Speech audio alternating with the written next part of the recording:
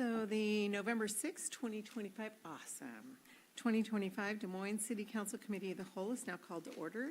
The Committee of the Whole is the council's opportunity to hear briefings from staff on a variety of items and emerging issues. This is a time for the council to be educated and give them an opportunity to offer input and direction to staff. Though the public is invited to attend, it's not a time to have public interaction or hear from the public in regard to the issues. No formal council action will be expected during this time. Please note that 6 council members are in attendance tonight and that Councilmember Nutting is out of the country celebrating his 50th birthday, so with his family. So do I have a motion to excuse? Moved and seconded. All in favor, raise your right hand. 6-0. Thank you. Okay, so on to the item of the Committee of the Whole tonight. We'll be hearing a discussion of the capital improvements plan, and we'll get a briefing from staff. So I think we're opening with Jeff tonight. Oh, okay, City Manager Caffrey. As Jeff gets ready to sort of start the presentation, I wanted to sort of, the CIPs can sometimes be a bit, well, they serve 2 purposes. So they are a multi-year plan, and they are never fully funded for all 5 years. So you're going to see projects in the out years that are not paid for. We don't have a funding source. They're sort of the to-do list that's a little bit longer term. But what we've really focused on is looking at 26, because this is part of your budget process. So the projects for 26 that are funded, or if there's any outstanding grant funding, is what we're going to focus on. So as you get closer in on the present, a CIP becomes much more really grounded in reality. And then when you get further out, it's a little more, planning level. So I just wanted to say that as you guys get started. So, Jeff? I was going to say good evening, Mayor, but she stepped out. So good evening, Council. Jeff Friend, Finance Director. We're going to present the 2026 to 2031 Capital Improvement Plan to the committee, and then we're going to bring it to the regular committee meeting next week. But this is a chance at the committee level just to have a discussion, answer questions on specific projects that you might have. The work that takes to create the capital improvement plan involves a lot of collaboration between Public Works, between the Marina, and between Finance. There's a lot of meetings over several weeks. So we appreciate the teamwork that takes place amongst staff. And having said that, there is one person I do want to give a shout out to who is the central focal point of the whole process, and that's Jackson Swigert, who is actually our principal accountant, sitting right next to Slevin back there with his long hair. Stand up and be recognized. He did a lot of work on this. Yeah. So he has to work with everyone who touches the CIP, gather that information. He's also a source of a lot of questions that engineers have. He provides the financial information. And though, if you look at the plan this year and look at past plans, you'll see it looks very similar, but he also rebuilt everything behind that created that, because we did create it in our budget software last year, and then this year we didn't have that software, and so he made improvements on there too. So he did a lot of work to produce this. Next slide. So this is the headlines. This is the 2026 to 2031 CIP. There's 87 projects, and the funding figure is $175,275,000. So that is the headlines. And then what is a CIP? There are 2 pieces of the CIP that was already mentioned, but it's a list of projects in the near term that tend to be fully funded, but it's also a planning tool or a wish list of projects that you have on the horizon. You might not have had found all the funding for those. So it's like at your house, you might think, well, I'm going to buy a TV. I've got some money in the bank. I'll do that next week. And then you might think, well, I'd like a hot tub. That takes a lot of plumbing. I don't know how I'm going to pay for that. Maybe I'll do that in 5 years, but it's on your radar. And the other reason why you'd have a project like that in the plan is because if we have a plan that's not funded, we haven't identified the funding, we want to have it in the plan for when we apply for grants. Because one of the questions will be, is that in your capital improvement plan? So you have it in there so you can get funding, even though it's completely unfunded. And a visual representation of that is in the near term, projects tend to be fully funded, and as you go out further into the 5 years, they tend to be unfunded. And in between, you might have projects where you have one funding source secured, but maybe you haven't figured out the other funding, or you've applied for a grant, the grant hasn't fully come through yet, so you have an unsecured grant. So you might have different shades of being unfunded in between and funded, but that's tend to be the spectrum of the nature of the projects in the plan.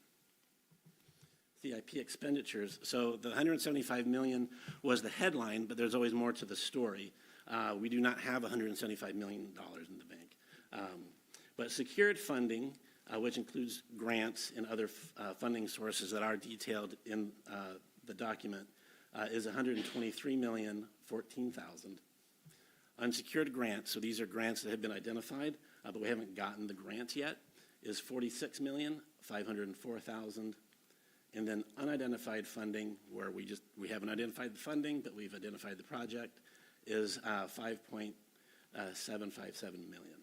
So that's the total, that's the details of the $175 million funding number. The expenditure overview. So this is a year-by-year schedule showing planned expenditures amongst 5 categories. So just to take a look at the categories, building facility projects, that's really repair and replacement of city facilities. And then municipal capital improvements, which is 2 rows down. That is basically a new project that we're going to construct, or as an additional improvement that's significant to an existing structure. The other 3 categories are marina capital improvements related to the marina, surface water management capital related to surface water, and of course, transportation projects. So if we look at 2026, which we are kind of focused on as it's coming up in just a month and a half or so, that's $33,859,000 that were planned expenditures. And we have a list also later in the presentation of projects next year that we're planning to start or continue. So projects overview. So projects in the plan have a different status according to funding. So fully funded projects, there are 68 of them. Partially funded projects, there's 15. So maybe they've acquired a grant or we've identified a funding source, but not for all the cost of the project. And then 4 projects are just completely unfunded. Total projects, that all adds up to the total 87 projects. So projects do come online and they do go offline. They do close out. So these are projects that this year are closing. And there's about $17.3 million in related expenditures to these projects. And yes, we're very happy that that slide is done. So this is the list there. So Redondo Floats, Redondo Restroom is a significant one, Soundview Park, Flag Triangle, pipe upgrade on 216th and Marine View Drive, whatnot. These are the 2026 projects, and you can see they're broken out by the category.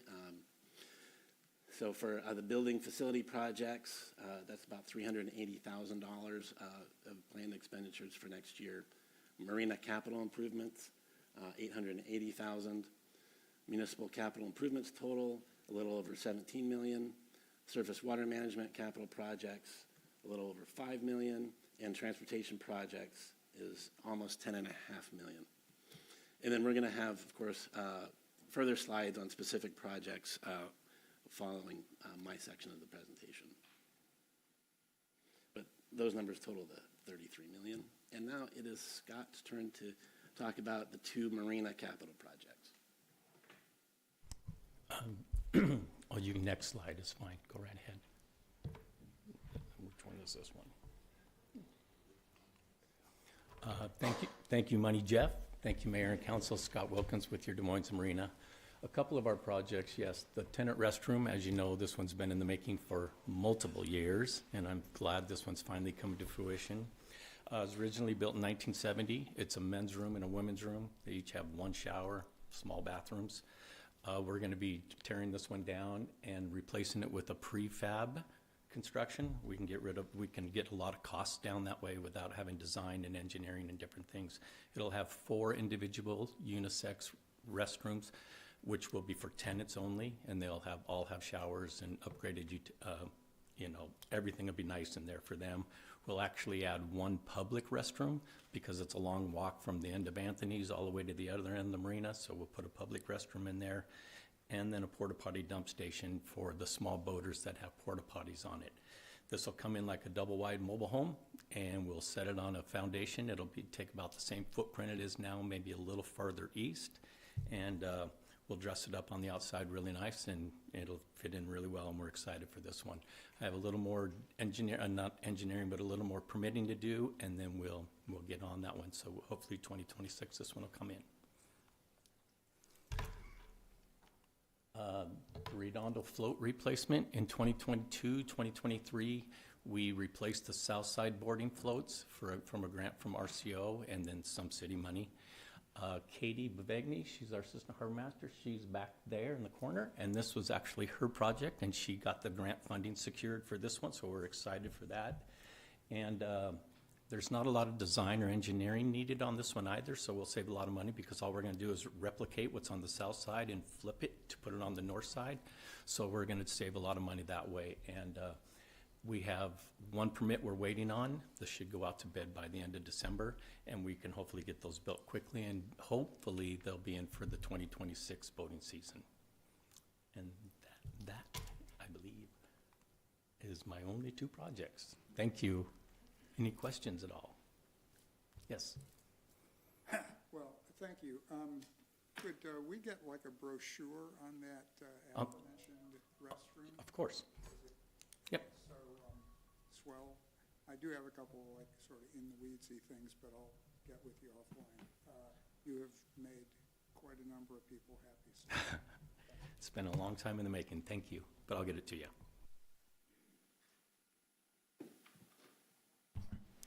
Hello, Council. Alex Johnson, Surface Water Engineer.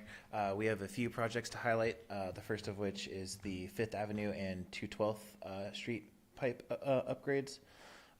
So I won't read the slide to you, but 2,000 linear feet of aged corrugated metal pipe. This falls into our larger plan of replacement of corrugated metal, identification and replacement of all corrugated metal pipe in the city limits. So this is one of our first big steps towards that eventual goal. This one is going to start design next year with the goal of construction in 27, and we anticipate that that will be completed within that calendar year. I'll go ahead and leave it open for any questions as I'm on these slides, but if I don't, yes, Mayor? So is this all part of the Washington State tribal thing, the salmon recovery? Is this all part of that, or is this just? This one is not, no. So this is just their aged, collapsing? Yeah, this is just very much an aging infrastructure. If it was a much smaller scale, it might be a maintenance project, but given the scale of infrastructure that's being replaced, it's capital. So is it, what kind of, is it concrete, or are you using, like, what are the pipes? They're made out of corrugated metal right now, which is part of. The new ones? It'll probably be polyethylene plastic. All right, thanks. And I'm sorry, just what's the age expected for the plastic? Do you know off the top of your head? 70 to 100 years. Yeah, once things are underground, they can last a while. Any other questions on this slide? Now we have the estuary. I know everyone in front of me is very familiar with this one. Just so you know, we will have a much more substantial update on this project in Q1 of next year. We're currently progressing towards 30% design, and Q1 is when we'll kind of have that ready to present and to get your input and feedback on what we're looking at. But yeah, just briefly, this is a pretty substantial undertaking. We are currently funded through about 900,000 of the 1.03 million that we anticipate for design. We're funded through more than the end of next year, so we've built in plenty of time for ourselves to find the remaining grants to get through final design. And then construction is a pretty scary looking 16.5 million. We do intend for that to be grant funded, and in the springtime, when I give the 30% update, that will come with an actual cost estimate. So this is very much a conservative placeholder. Any questions on the estuary? So typically on that grant funding, the 16.5, you obviously do design work and you put it out to try to get these grants.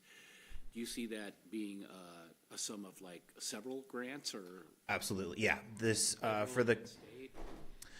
we haven't gotten to that level of breakdown yet, but as far as like grant themes, you know, whether it's a green space oriented, a recreation, salmon recovery, flood reduction, watershed management. Yeah, we anticipate getting funding from a number of sources. And so as we're progressing towards 30%, we're discussing with the design team kind of strategy around that and kind of naturally packaging things in ways that we want to highlight different portions of this project because it's so multifaceted to different funding groups to kind of show them that you know, your money will go to this part of this project and here's how it benefits salmon, flood reduction, recreational space, etc. And are the grants like annually awarded where you might have to go repetitive years to get some of these monies, you think, or? Yeah, we, given the sum that we're looking at, we're anticipating potentially needing to get and this is also what we've done in design so far. We have the flood reduction grant from King County from consecutive years, the same thing with the cooperative watershed. So we do anticipate needing to go for the same grants year after year, and we'll just need to make sure that once we're going towards construction that we are getting grants that don't expire before we have that total sum that we can start building. In the design work, you're going to be parting it, you're going to have like segments, like say 3 or 4 phases where you can fund one, fund the next, fund the third, and on, or? For design? Yeah. No. You'll have that as part of your plan. Does that come with the design work? Oh, you mean like phased for construction? Yeah, so example, 60.5, we break it up into 4 for simplicity, 25% each, 4 million, you know, a section, a phase. Yep. In the design work where you can, so you may be able to get this work done this year, the next work. Yes. I know some of it's in rhythm and you have to do 8 million at once to get it done because it's done right. Yeah, and that's actually kind of the stage that we're at right now. We have started those conversations of what would phased construction look like, and I think after 30%, 30% is still pretty conceptual design. That's, you know, largely just figuring out where the blobs sit next to each other. Once that's set, the design team will have a much better idea of what can be packaged together, and we will start talking about what potential phase construction could be like if we needed to, if we could only secure limited funds, but also talking about, you know, there's obviously some inefficiencies in that, and so what are the added costs of going about it that way, and, you know, where does the cost benefit come out? No, exactly, that's where I was headed. Yep. It's a great project, one that'll benefit this community for a long time, so great. Yeah, we're very excited for it. Councilmember Auxiliary, did you have any questions? No, Mike, you answered them. Great. Anyone else on the estuary? Perfect. Last one is 16th Avenue Pipe Project. This project actually changed in scope pretty recently. We were initially going to take this across the roadway going west and to replace a ditch that we currently have that runs through, I think, about 5 private parcels.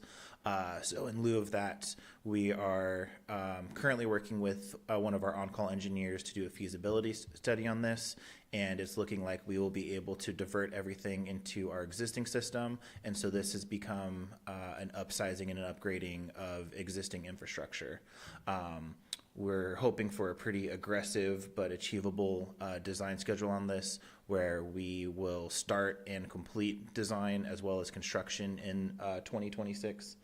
And that's kind of why you're seeing that it's a much lower design budget than what we typically would have, because we're just using our existing alignment, and we're hoping to just upsize some pipes.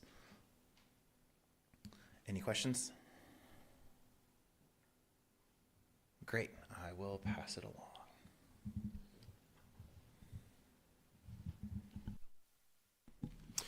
Good evening, Mayor and City Council. Tommy Owen, City Engineer. So this evening I'll be presenting a few of our transportation projects. The first one is the North Hill Elementary Walkway Improvements Project. This will construct curb gutter sidewalk on 200th up near North Hill Elementary. We'll also improve a pedestrian crossing in front of the elementary school on 8th. So this project right now, we're working through design as well as some remaining right-of-way parcels. Once we finish that up, we anticipate going out to bid in early 26 with construction in 26 and 27. This project received about $3 million in a WashDOT Safe Routes to School grant. Any questions on this one? No, just I'm ecstatic it's getting done. Yeah. You know, it's gonna improve that so much for the safety of our children. It's a long-needed project, and it's good to see one happen in North Hill, up on the higher end of it. So just ecstatic it's getting done. This is a little off subject, but what is going on up there right now at 8th and 200th? Likely you're seeing the utilities get out of the way prior to our construction. So we're working with most of the communication companies out there, right, our franchise utilities, so they can move their facilities before we construct the project. And do we have any idea how much longer you're going to be in there? I believe they should be out of there within the next month or two. But that's variable because it's multiple communication companies. Thank you. All right, the next project is the Barnes Creek Trail Project on 240th from 16th to 20th. This project will, again, construct curb gutter sidewalk on both sides of the road with a widened trail on the north side of 240th. It'll also construct a 4-way stop-controlled intersection at 20th. This project has gone out to bid. Council awarded the contract on this, and we're waiting for Lumen, another one, to basically move their facilities near the PSE substation on 240th. So it's anticipated that they will be done within the next couple weeks, and our contractor will start about mid-December on this project. This one, we received about $2 million from Sound Transit and another $3.5 million in state appropriations. Any questions? This is just by the by, but you mentioned Lumen, and I ask this cranky question all the time. When they come in and do some new siting, do they have any obligation to sort of clean up old pedestals and stuff like that from back when they were Century, Pacific Bell, AT&T, and you know what I'm driving at is that they build and then they just leave stuff. And I can visualize the junk in that spot right now. And it would be lovely if... Yeah, we can, when we can, we try to get them to remove their facilities rather than just abandon in place. But yeah, we need to refer back to the franchise agreement and what specifically is spelled out there. Okay, I don't mean to be naggy. I'm happy to, like, you know, chocolates, small gifts. I just... Okay. Mm-hmm. Yes.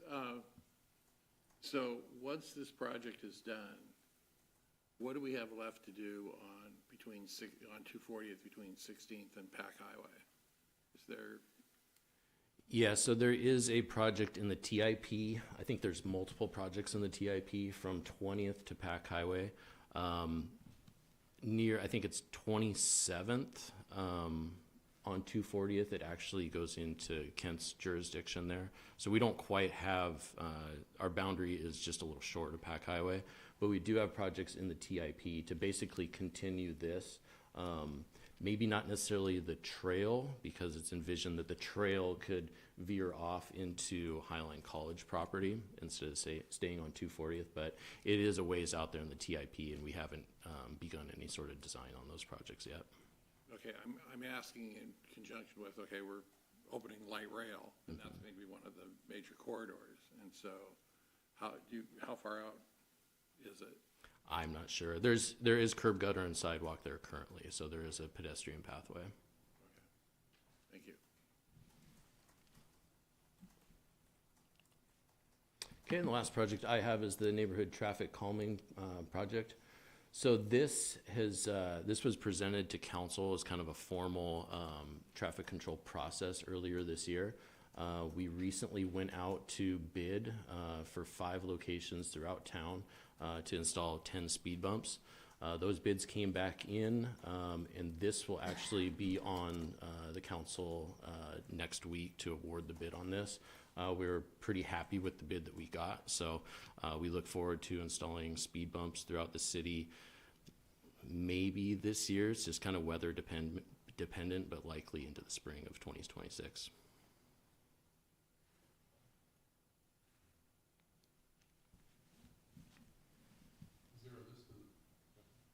Is there a list of the 5 locations? They're shown up there on the map, yeah. Yep. Yeah, it is. It'll be in the packet for next week. Great, thanks.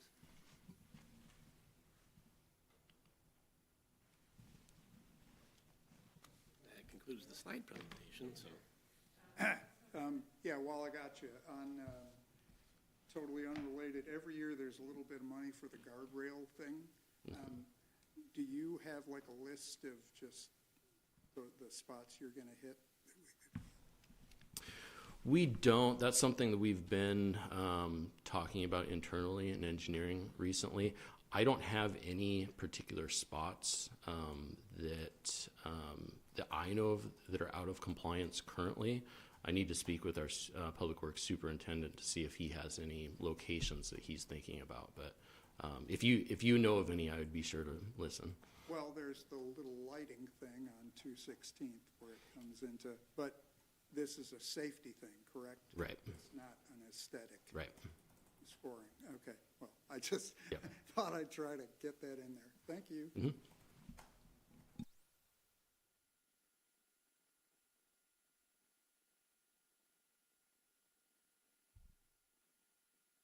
So we'll bring this back as part of the budget adoption, but next week's meeting will focus more on the actual budget itself. And so this will just be, I think, on consent for budget. No, it'll be part of public hearing for budget adoption. Just new business, it's one reading. Okay, but we won't go into this level of detail. We wanted to do that tonight. This will be a lot of budget next week.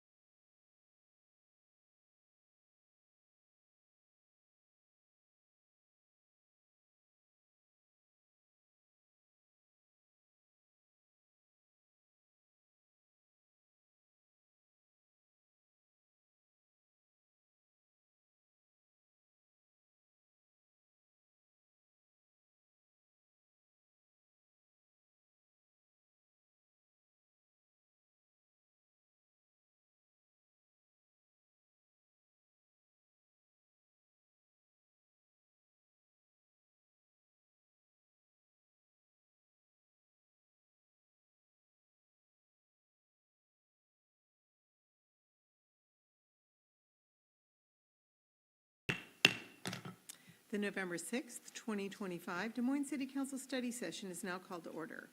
Councilmember Harris will now lead us in the pledge. Please stand if you're able.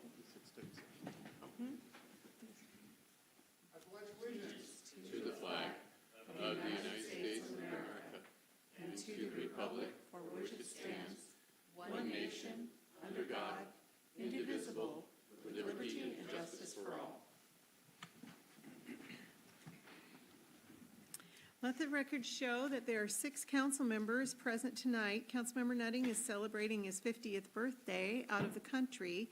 Do I have a motion to excuse? Have a motion and a second. All in favor, raise your right hand. 6-0. Councilmember Nutting is excused. So to all of the public joining us tonight, welcome and thank you. Appreciate you being here. For those watching online or on Channel 21, please know that we cannot attend to our phones from the dais. So if you do experience any technical difficulties during your watching the meeting tonight, please call or, please email cityclerk@desmoineswa.gov. So it's now time for comments from the public, and because this is a study session, we'll only be hearing comments that address items on the agenda. Other subjects can be heard at our regular city council, our regular business meeting. We ask that you keep your comments respectful. If you come to the podium, you'll have 3 minutes, and please state your name and city. So we have one person signed up tonight. I will call forward Bettina Carey. Thanks.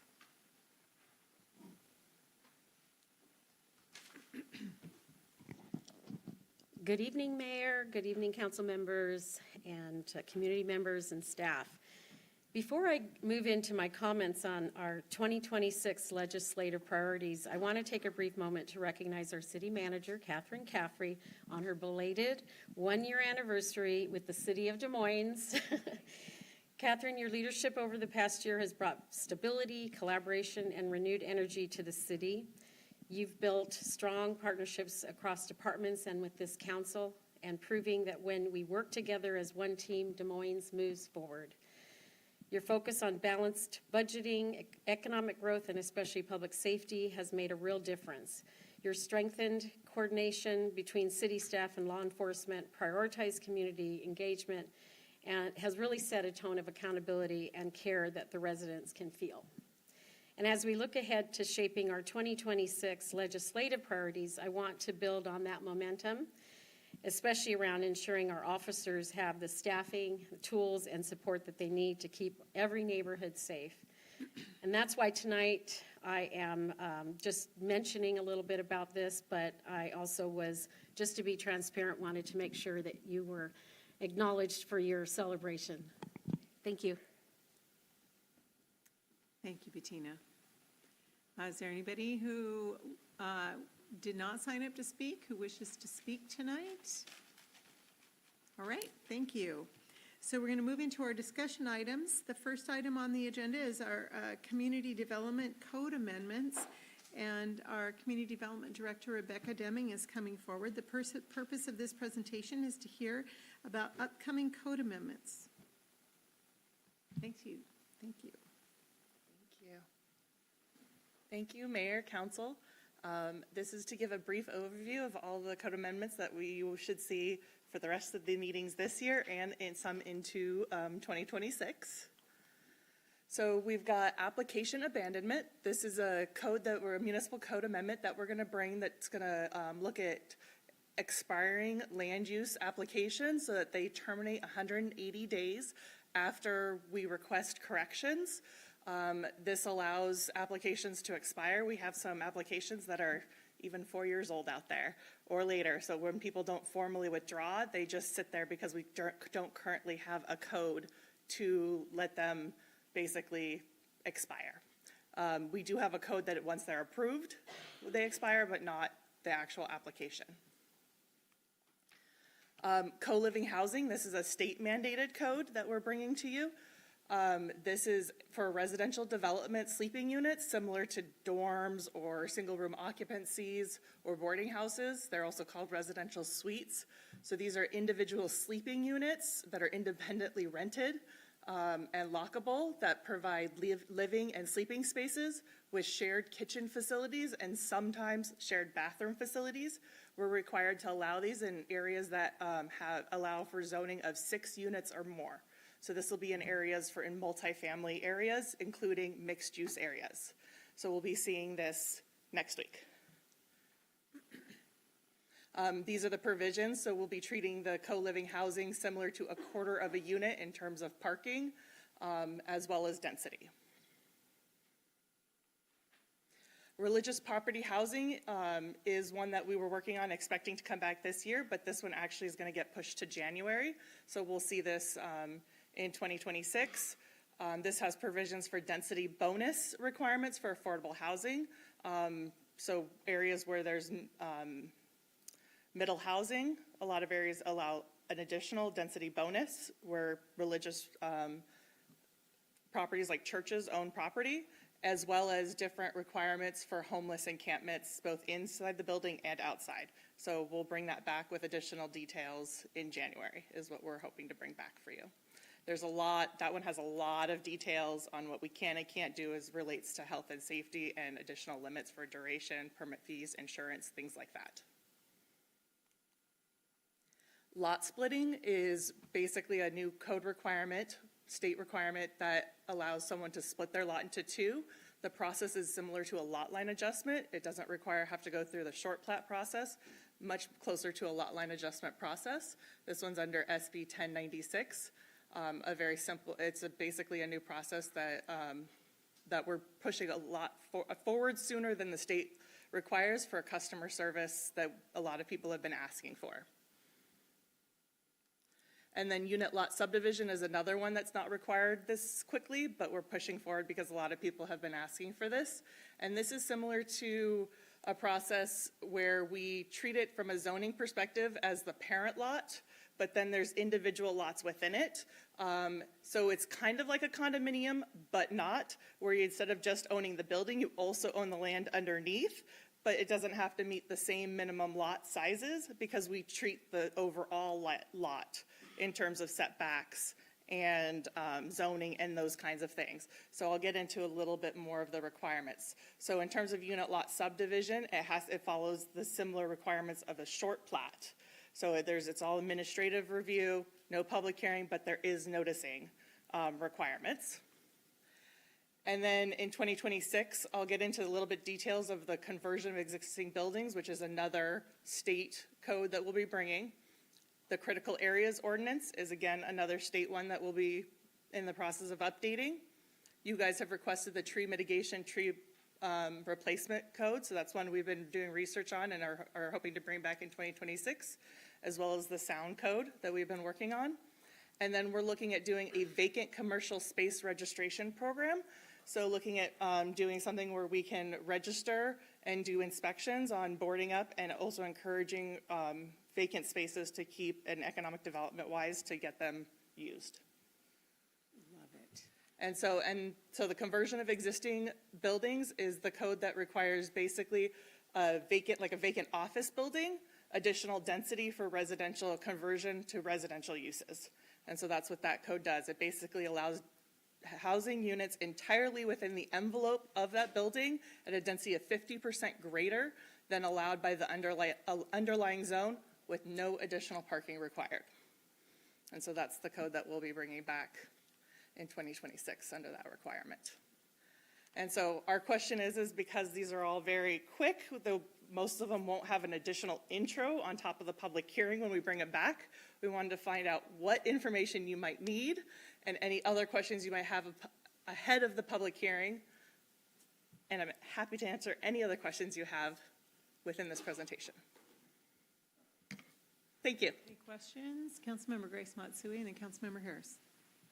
Yeah, I wanted to talk a little bit. Thank you for the presentation. I wanted to ask a little bit about the application abandonment.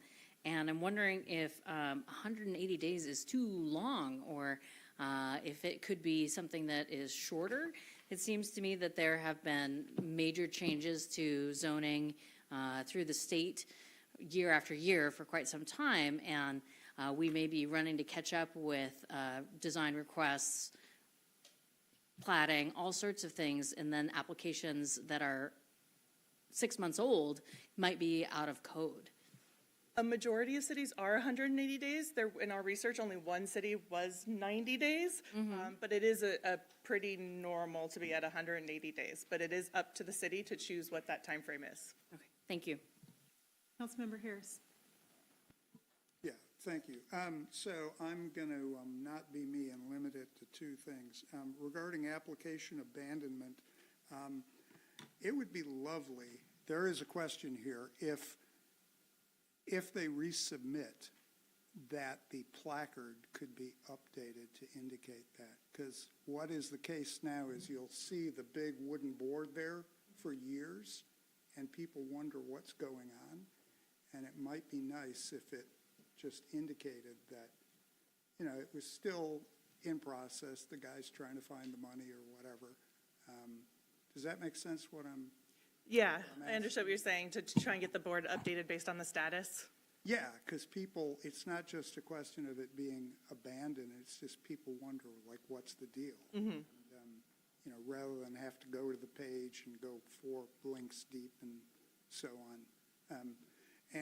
The other thing is regarding repurposing the buildings. Wow, yeah, I have no questions. Yeah. But what I would like to see, my understanding is that in cities like Detroit that have tried this, it's a non-trivial task because apparently everything from lighting, HVAC, and so on. I'm just trying to, I mean, I don't even know what I'm asking, but like, is there good guidance as to how people actually do this stuff without failing? I've seen some good conversions. I think the part that concerns me is the parking. I'm not as concerned about the density. Usually when you're converting an existing building, a lot of our requirements where we see this being done is usually already in mixed-use zones where we don't necessarily have a density cap. Our cap is usually based already on height and setbacks. It's not on a specific density number. So this isn't meant for a city like us. It's meant for someone who really says in a mixed-use zone you can only have 30 units per acre. And so these are trying to get mixed uses to allow for higher density because that's usually where you're seeing unused commercial buildings, and trying to get people to allow residential in mixed use and a solo residential uses. And I think, so my biggest concern is where someone might have a very small amount of parking and then we end up with 100 residential and there might be 20 spaces or something. But it's a state requirement, so there's not much we can do. But you're gonna still have to meet all the building code. So you're still gonna have to meet ADA requirements. You're still gonna have to make it fit. You're still gonna only be able to fit as many units as you can and still meet all of the building code requirements for HVAC, for ADA. So it still has to be worthwhile and they're still gonna have to rent them and they're still gonna have to make money. So I haven't seen too many under this new code because it's going to be, it's required by next year. So we don't have any use cases or best practices yet because no city's been required to do it until next year. Okay, I guess I'm just trying to think about you covering your costs because this is a novel, I mean, like inside the envelope, it's going to be quite a thing, maybe. Okay, sorry I can't be more I'm just since you're bringing it forward, I'm assuming somebody's like figured it out. And we're seeing a lot of these with the legislative changes. They're just trying to make housing more affordable and requiring cities to make these requirements and reduce the barriers. So. Okay, thank you. Councilmember Mahoney and the Deputy Mayor Steinmetz. Covering the religious property housing, love to see a comparison from what it is today versus what it will be. Yes. Obviously, in a lot of cases, these have turned into controversial issues, so at least we are aware of what the differences are so we can explain to the public. Also, the co-living housing, obviously, because it looks like, just obviously seeing it for the first time, treats it as 1/4 of a dwelling unit and so forth. I could see this problematic for parking and things like that. Probably need a little, definitely would need some more detail on that as well. I could see, this is for residential, but it includes mixed-use zones. So I could see that being problematic. I don't know what I'm looking for there, but I guess maybe a comparison to what it is today and what they're trying to expand it to and what some of the limitations we have, or like making ourselves aware of what the potential problems are. Parking right off the bat, but, you know, we have it where if you rent a house, you're supposed to have a business license. And in these cases, do they? Or Yeah, is it required, or? Think of it as just a deeply affordable apartment that might not have a kitchen. They're sharing a kitchen. Yeah, And that's really what it is. yeah, I've seen that. It's just obviously obviously you're gonna have a renter and a rentee off somebody else's lease, and there's some legal issues and stuff like that. Yeah, I mean, it's not taking a house. They would need to be building the co-living housing because it's a 6-unit. They're not just taking because that's what some people are thinking, oh, it's like renting a room in a house. No, because it's a 6-unit, it's only allowed in multifamily. So they're building co-living housing. So they're building like an apartment complex, but they're building it as sleeping units that are lockable like individual apartments. And so it's gonna be a multifamily building that's a renter or, you know, a management company that's renting to each individual one. All right, and then just because I'm interested, so the unit lot subdivision. So we have that South Shore area in Zenith. Are you aware of? Okay. It was grandfathered in like 100 and some years ago, I think, it's that old, where there's individual homes owned and then a common area. It sounds like this is something a lot those lines. I don't know if you've ever seen it. It's down in the Zenith neighborhood. Okay. But it seems like it might be similar to that as a reference. That gives me a good visualization if that is what it is. Yeah, I mean, there's multiple ways that you can still have a subdivision that you own the lot and still have common areas.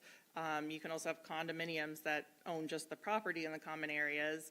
This is just another way that you, instead of subdividing it with an HOA area, you don't have to treat each individual lot to meet the underlying zoning.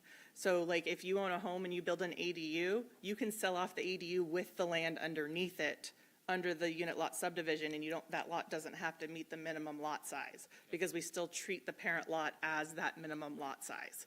So that's what the intent is. This is to help people build equity in their land and allow you to sell off your backyard with your ADU, because for setbacks and lot sizes are still treating the parent lot, but you can sell off your ADU and the land underneath and someone else can own it.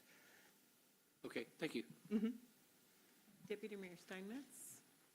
Yeah, and one of the things that kind of occurs to me is that on both the missing middle bill and the other one that accompanied that, there wasn't a true definition of what a lot was. It just, and in Des Moines, we have lots of varying sizes that are residential. And so, you know, a better understanding of, are there minimum lot sizes involved in this? How does that work with some of the proposals in terms of both the lot splitting and in terms of the unit lot subdivision? And then the other thing that really occurs to me is the parking bill that was passed last year.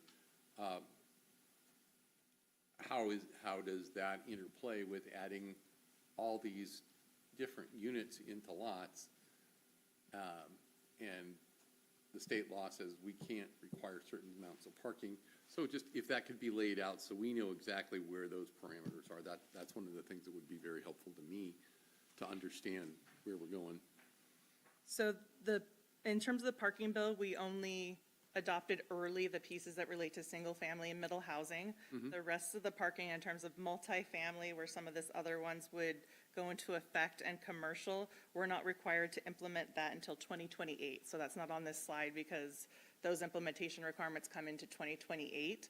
I think we're going to possibly bring it up a little bit next year as we start talking about downtown and implementation requirements, because that's one idea I have, is to look at those parking requirements for that bill and possibly bringing them a little bit early.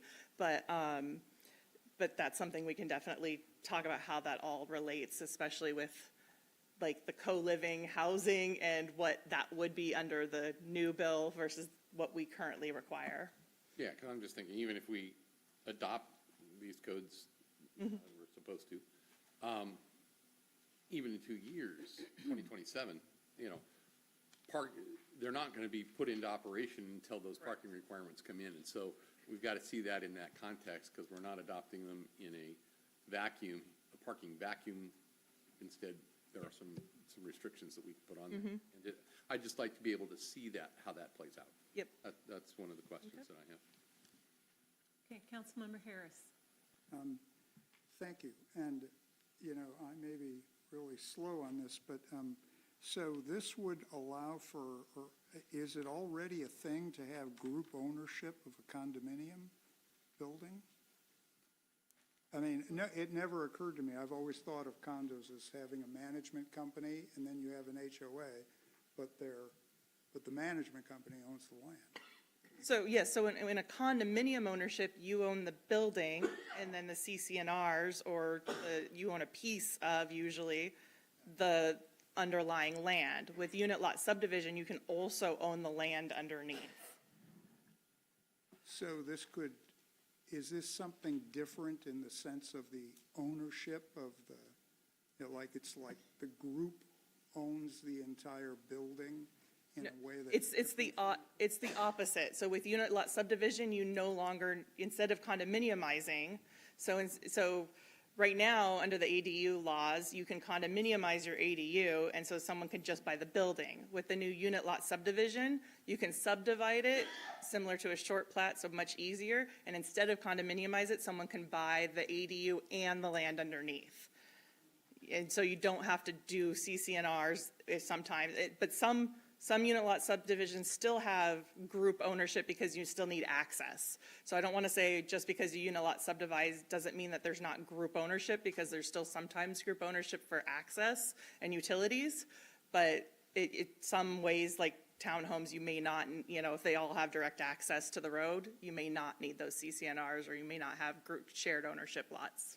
Is there established law to deal with, disputes? And, I mean, does this change in any way controversies between neighbors? Nope. Okay, I'm just, because HOA, just Nope, little still disputes are. private disputes between neighbors is still private disputes between neighbors. Thank you. I had a couple questions. One in regard to page 138, the conversion of existing buildings. When this comes back, could you give maybe one or two examples of how that would work in the city of Des Moines? Like, what's the benefit to us of doing this? Is the benefit on Pack Highway, the benefit down in our main corridor? And do you need a certain zone in order to do this, or could you do it anywhere? We are required to do it in every zone that allows multifamily residential use. Okay. So the benefit is we have to meet state law, but I can try and find examples of places that have done it well. Yeah, or where that would happen, where would that happen in Des Moines? That would be the question that I would ask. And then in regard to the vacant commercial properties. Yep. Where was that? What slide was that? That's just a list of what we're working on that I don't have details yet, because it's just a. Oh, this is what I wanted to ask. So when that comes back, when you said, you did mention something about possibly boarding up or whatever the parameters are. So if we could have like a list of types of things that we could use as a consequence. Where like if you're going to enact a vacant commercial property code, what are the choices of consequences? Are fees for a vacancy, for inactivity, or is it like, say you said something about boarding up? Is it what are the options? Okay. Okay. And that's all I had. Thank you. Okay.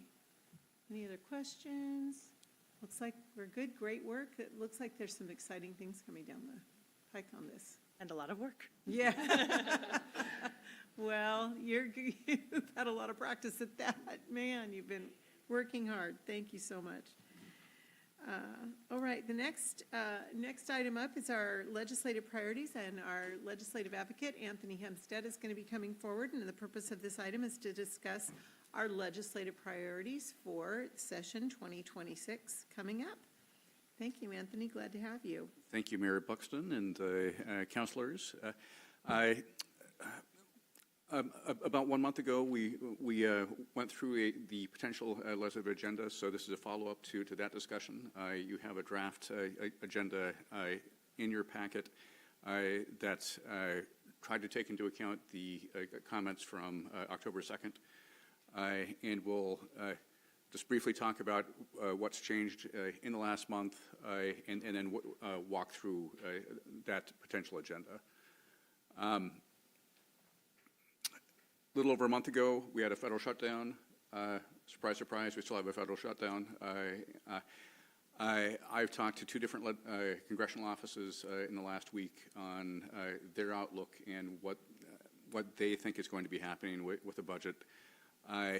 Again, this could be very different, but both thought that we would end up with a continuing resolution, which is the same outcome as last year, and a continuing resolution doesn't include any earmarks.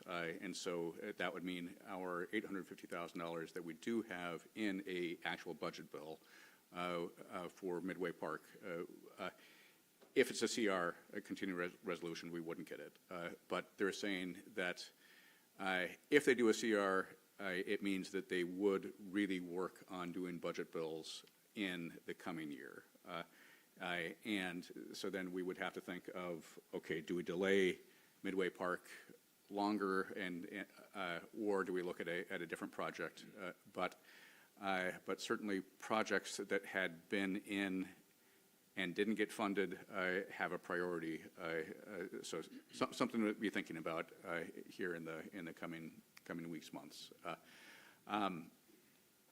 And while we'll talk more about the state in just a second, with lots of concerns on the state budget overall, what isn't factored in is all the pass-through dollars that come from the federal government to the state, and that makes up, it's arguable on how you look at it, but between 20 and 28% is pass-through.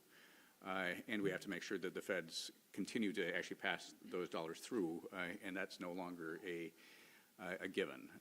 And tariffs are also hurting hard. Again, Washington's the most trade-dependent state, and so while that's not a federal allocation, it's taking billions of dollars of activity out of the local economy. Locally, lots of changes and continuity from last month, of course, with the election happening. Seems like a long time ago, but just quite recently here. As you may have seen, Edwin Obraz pulled ahead in the 33rd here in just the last couple hours. In the last count, that's very, very close, but historic trends would favor Obraz for winning. Again, trends change, but the city of Des Moines has worked very closely with him, and he was a good partner. Helped to secure $1 million for the Marina Steps. So we would be looking forward to working with him again, or with Mayor Schelling if he comes back and wins as well. There were 9 legislative contests. The incumbent won in each, and so what that means is that legislators will not have really seen any electoral downside to the variety of big legislation that was passed last year, which includes very substantial tax increases. So I would think that tax increases will almost have to be on the table in one way or another. The next revenue forecast is coming out on November 18th. It is expected to be even worse than the one that came out in September. I was at a presentation by Governor Ferguson last week where he said he would be he is not putting forward any tax increases in his budget, and so he is asking all his departments to come up with further budget cuts. But as what happened last time, Ferguson didn't put forth new taxes, but the legislature did, and so that could well be what happens this session as well, and. As you know, we'll have a new county exec for the first time in 16 years and a new county councilor as well. Wanted to just walk through the different areas of the legislative agenda. Again, you had a draft a month ago. We've taken your comments and tweaked things, tried to make some things quite general so a variety of different things could fit within that language. On public safety, I won't read that, but any concerns or does this look okay or, yeah, okay. Nods, looks good, okay. Funding requests, we're basically just saying thank you. So this is something we always say thank you, but we haven't asked for, we have always been asking for things, yes. So in regard to that, it does appear second on the agenda, and I just, depending on what we may want to add or tweak on this tonight. Two things. It says funding City of Des Moines projects and capitals, and then you have to read it to see what you're really saying there. So it looks like we're asking for funding again. If all you do is read the bold, the portion of bold. Yep. So I might recommend putting this at the end and beginning with a thank you. And then just, thank you from the City of Des Moines. Okay. And that way, and then it's a nice closing. And then you can, if depending on what we need to do here, you can make that explanation as short as you need to. Right. At the end. So it's more of salutation. Yeah, okay. So Good. That's all I had on that one. Good touch and good idea. Thank you. Everyone okay with that? Mm-hmm. Okay, good. And then, while not Des Moines specific, we are talking about the need for local government financial resources and tools, and certainly if, with the likelihood that they will be looking at some sort of state revenue enhancements to include locals as well, and also, there will be defense. There will be a lot of defense this session. AWC, the Association of Washington Cities, is concerned on state shared revenue that the state shares with local governments, but that can be a tempting pot of money for them if they say, well, maybe we won't share, or we'll share less, but that might help the state's budget situation, but obviously it would antagonize ours. So, yes. I just need to be reminded, is this where the coming public defender case standards that we'll have to meet, and we currently don't get any money from the state? Right. And the potential of that being a McCleary type situation coming down from the Supreme Court that is expected next year. Yeah. Is this where we're just going to leave it vague and address accordingly?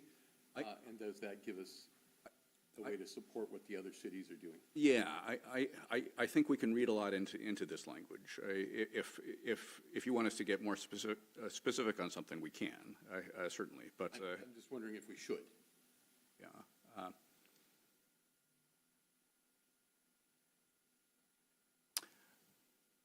It's your document, but. Your advisor. Yeah, yes. I think this gives us enough authority that we can push on things that are in our interest in trying to get funding. But again, if it's a McCleary type of issue, there's no money. So it's a tough year for this. And a short session. Yeah. Yes. Right. Councilmember Grace Monswee. Thank you.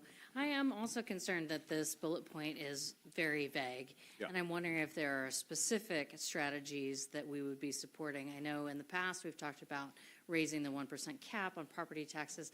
I'm just wondering, and I wasn't here on October 2nd, so I apologize for not being part of that earlier discussion. But I'm just wondering if we can also add voice to what I know other local municipalities will be asking for rather than having such a generic type of goal. What if you said something like, including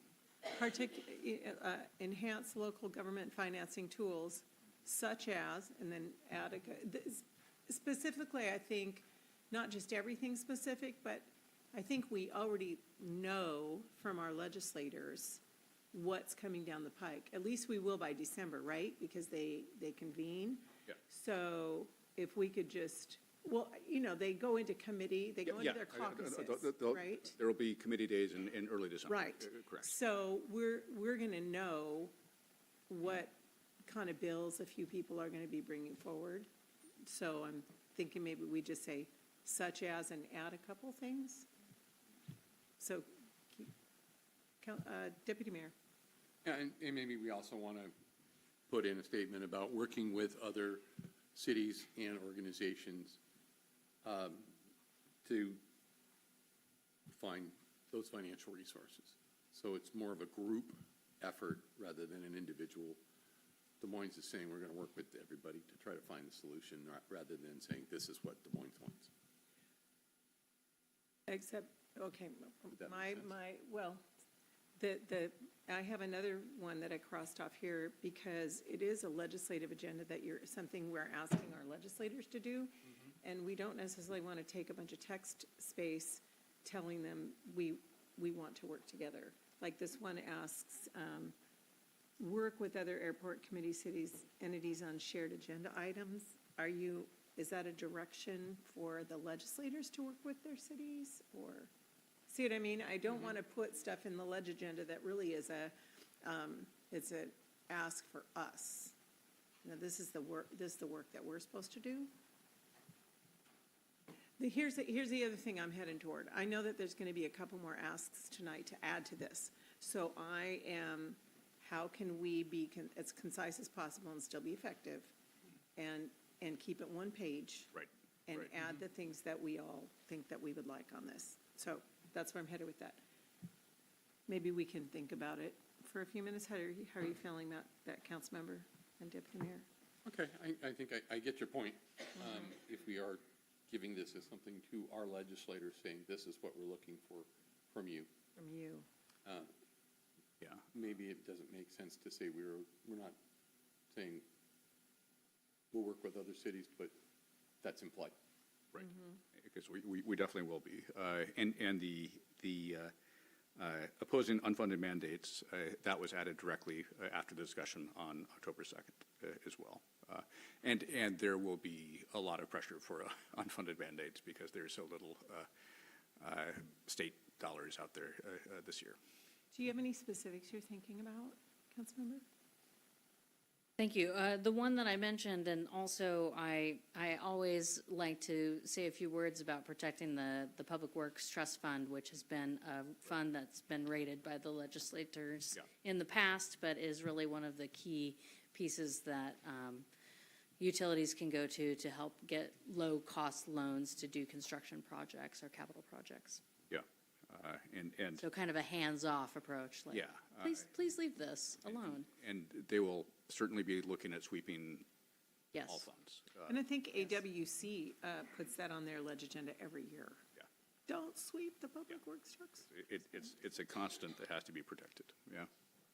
Okay, I would be in favor of, like, especially as such as, you know, adding. Okay. And did you want to mention the 1%? It Is will that be coming back. forward, do you think, in this short session? A few months ago, people were saying no, because last year was the best year. 2025, this last session, what was kind of the strongest shot that we have had since the 1% got put in. So it seemed like it had been taken off the table. Maybe with the results of the election that just took place, and depending on how much worse the situation does get financially, it may have to come back on the table, because it's a substantial increase for the state as well. If it's just for us, for the cities, no, it wouldn't. But the state is benefiting as well, so we could potentially be along for the ride. I think one of the things that's most helpful in all of these items is to give us some flexibility to be able to respond, since we only meet once a week or once every other week, to give either you or even the administrator, if something all of a sudden comes down the pike, there's a group letter that 5 cities are signing, that gives us the permission, as long as there's a statement that's kind of an overarching. That's the one thing about vague overarching statements, is it gives you the flexibility to respond when you're down there before we meet again. And same with any of us, we can go down and testify on behalf of something if our ledge agenda kind of covers a general subject. I do think that first sentence is vague enough that it covers our interests. Okay. Because there will be lots of different bills that are coming up, and some that we highly suspect, some we don't. Yeah, it's a twinkle in someone's eye right now. And we'll see it in January. But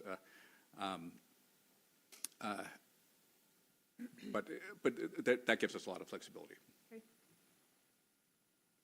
Did I see your hand, Councilmember Harris? Did you have a question? I wasn't sure. Okay. Any more on this one? All right, ready to go next. Okay. Airport. We reworked this very considerably from what was on the October 2nd text. And there was considerable discussion about Councilor Mahoney's suggestion last month there. And while the specifics of what Councilor Mahoney was discussing aren't mentioned, what is, and which I think covers us, is, again, the overarching thing is we're trying to find resources, and it does look like there are legal challenges of doing a ticket fee, that it will be very difficult. I don't think we can do it legally. Understood. I was okay with the language. Yeah, okay. I understand the legal ramifications. I think there's obviously laws that can be changed that Yeah. would benefit those impacted cities greater, and I think it's worth a pursuit. It's much more, if we could do that, it's much more likely that a lot of the negative impacted communities would benefit. I think it's a reality. Unfortunately, it's at the federal level that we've got to change. Yeah. But not to be said that we shouldn't try to do that. I'd love to shove an airport at every congressman's neighborhood or city. Yeah. That'd change their minds. Thanks. But it does make a lot of sense as a user fee, certainly. Okay, beyond that point,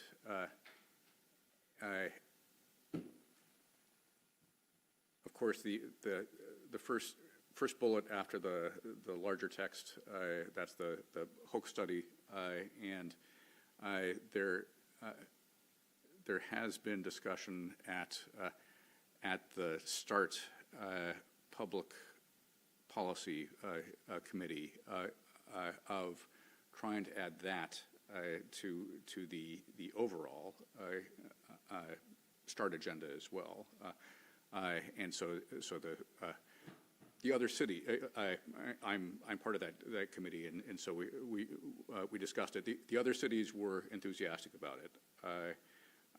The port not as enthusiastic, but they were thinking about it, and we will be having another meeting in a couple weeks with that group, and could potentially get language included on a SAMP study. We also discussed with Senator Orwell and her bill that includes a study currently, but that study is conducted by UW and King County, so not controlled by cities. But language here is independent study, and I think we can try a couple different ways, of course, with a freestanding bill. We're going to do everything we can to help with Senator Orwell's bill. That will be a tough bill to get through in this short session, too, though. But beyond that, there could be a budget proviso that's just a few sentences on it that could be tucked into the budget. But again, it will take money, and money is, but it will help if even if it isn't in START, if we have an agreement with our neighboring city or our fellow cities here in the airport area, that we can all work on this. The bigger coalition we can build on this, the better, obviously. Any questions or comments on this one? Councilmember Harris. Thank you, Anthony. I would just encourage you to watch next Tuesday's commission meeting. Okay, thank you. So my comments or input on this one is similar to the other one. That third bullet point doesn't really speak specifically or even provide an umbrella for a legislator. If you're talking to them, that's more of a charge to the cities to work together. And in the interest of, here again, saving some space on a one page, unless we're going to reduce the font significantly on this one page, the bullet number 2 could be incorporated into the overall statement that says support efforts to find or reinstate mitigation funding for the disproportionate impact of. So if you just add the word or reinstate up to the top their line, you cover bullet number 2. Especially when we're talking about what we, in a short session, what we already know is probably coming forward. Just to shorten this is a lot of text for a short session in our expectations about what could happen. So Good. That's my recommendation. Any thoughts on that? Councilmember Harris. I would also be interested if you could take the temperature of HB 1303. Yeah. Okay. Charlotte's thing. Yeah. It got through a couple of layers last year, and It will, again, certainly be extremely controversial, but I have heard that there will be an attempt to push it again this year. I'm just, the court staff I talked to, they basically, 5652 was like the frowny face, and 1303 was like, So, Councilmember Harris, are you recommending an amendment here in accordance with some of those? Like, is there something that you would like to add up there? I feel very strongly that Mr. Hemstad is, it's like he's there, Okay, and he takes the temperature of this stuff. And I struggle with these kinds of things just as a human being because it's like I'm more comfortable when there's something specific to ask. And if there isn't, then I just say, okay, go out and get them and come back and serve our, because you may find something in arts or historic preservation or something that just, or ferry or something that there may be some kind of funding thing. I've just noticed over the years that just 2 weeks in, there are 400 bills and all of a sudden something else just pops up. Right, And it's like, right. who Yeah. saw that coming? Right. And it's just, we pay you and we should just let you, you know what we're, trying to achieve. exactly. So do you feel that this language gives you the permission to do what you need to do, knowing what you think is coming down the pike in this session? I think 1303 could be covered with support efforts to find mitigation funding for the disproportionate impact, blah, blah, blah, blah. Okay? That's what 1303 does. And so, All right. yeah, Okay. that gives us a hunting license. And then if we need to shorten it, amend it, you've got some Yeah. cues there for doing that. Yeah. Okay. Did you raise your hand? Yeah, Yeah, Deputy I Mayor just wanna- Steinmetz. I would support removing the third bullet point because it's not a specific ask. And then moving the language of reinstatement up into the first line. Support efforts to find mitigation funding or reinstatement of funding. And that would tighten it up considerably, and I think giving you plenty of room to figure out where it's going. Okay. Sure, I will rejigger that. If that's works with Are you everyone. guys okay with that? All right. No objections. Okay, we're ready for the next one. Thanks, Anthony. And then slightly changed language on both historic language and ferry development from October 2nd. Where actually, I think historic preservation is exactly the same, but a few small changes with the ferry to make it more general, not talking about electric ferries. And we do know that the Mosquito Fleet Restoration Act will be coming back again, and the prime sponsor is planning to push that hard. Okay. And I would support eliminating the first sentence because it's simply descriptive if we need the space. Yeah. Okay? Okay. And thank you for thinking about space, because I do think it's key to keep this to one page. And some cities come in with a 6-page thing, and All right. no one's going to read 6 pages. Right. Thank you. Yeah. Any comments on this?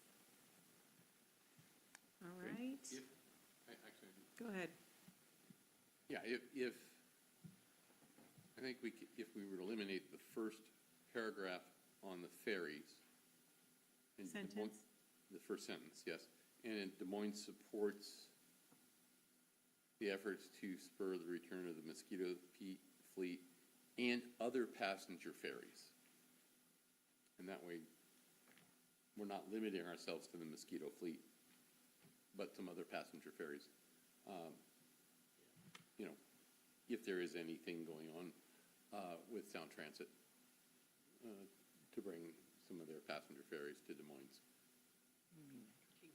King County Metro, I'm sorry, that's what I meant. Okay. And Mosquito Fleet is kind of a general term for passenger ferries that can go any direction around Puget Sound. So not just east-west, but north-south as well, because that's what the Mosquito Fleet did. So it's trying to be generic there, but so it wouldn't necessarily need to be called out additionally for other passenger ferries, as long as we are only talking about passenger ferries. I guess I wouldn't have known that, and I Okay. don't know how many state legislators would. Okay, no, that's fair. That's, Okay. I'm just trying Yeah, to make sure we're yeah.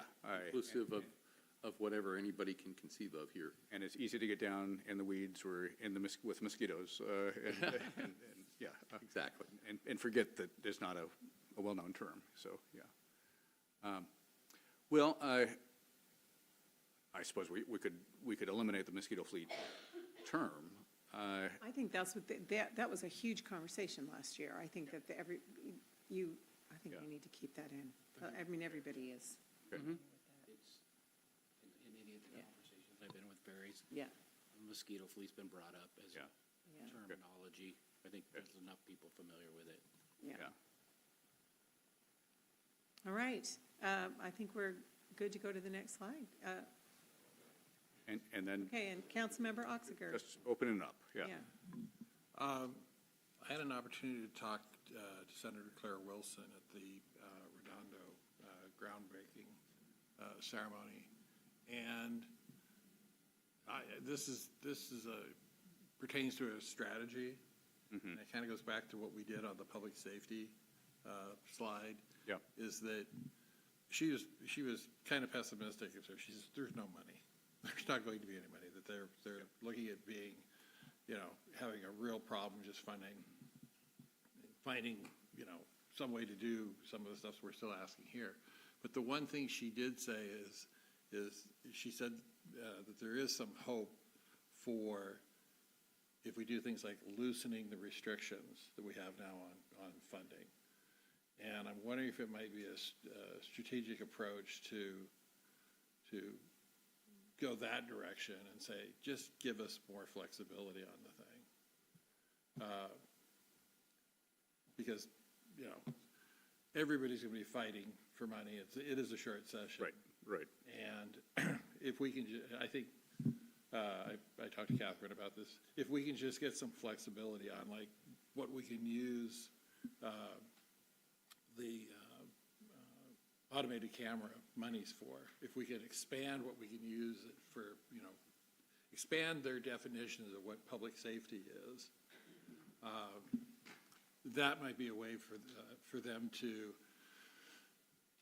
be able to say, okay, we're helping the situation, but we're not throwing any money at it, so. Right. Would you like to add something such as the automated cameras or just Well, general we have, overall can you go back to the statements? slide with the? Yeah. Yeah, let's see if the draft Yeah. language hits. Okay. Yeah, on public safety, the last sentence, I think is fairly flexible Right, for. there, but I'm talking about an overall strategy of coming back. I mean, we've have some things, we've left some markers in here as far as, after some money, we can try and get some of these things. Whereas, are we in a position where it's probably best to just say, just give us flexibility? We're not expecting anything more, but let us, be able to be a little more creative with what we've got. Does that make sense? So a separate bullet, capital bold that says flexible funding, please allow us more. Is that like one sentence? Is that what you want? Or do you feel like the second bullet under public safety is enough? Pulling this up as an overall strategy. Okay. How we approach things. I think the last bullet point, we could maybe look at revising a little bit to integrate that concept. The enhancing local government financial resources. Yeah, right there. I mean, it came up at the last session, and I think it's going to be, it's still going to be there because they didn't solve the problem of everybody, screaming for more public safety funds. So are you saying that you want to add something else besides that second bullet? You would like to amend that second bullet? What would you like, Councilmember?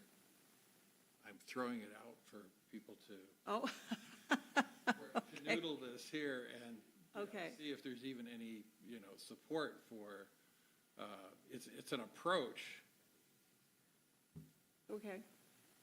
Councilmember Harris. I think we're mixing and matching.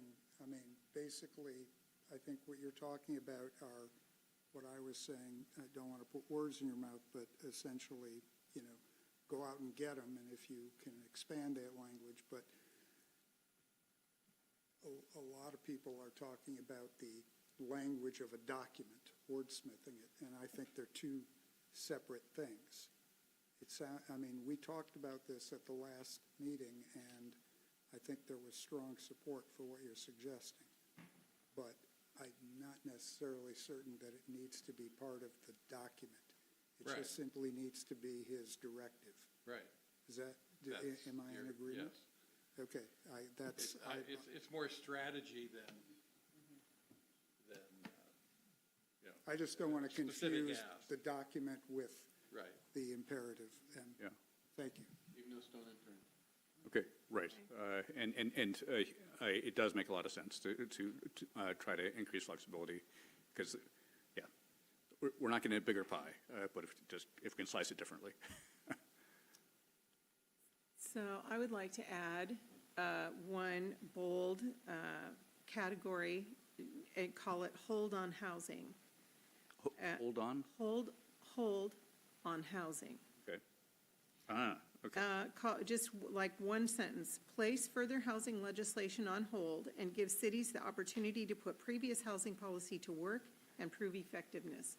I think a lot of cities are going to be asking something similar to this because their entire planning staffs have been, 50% of all planning in the state of Washington has had to work on these Right. all this new legislation. And as you can see, we have a whole bunch of it coming forward still for code in 2026. So how can any of this live? So, I think it's just exhausting our city staff. Yeah.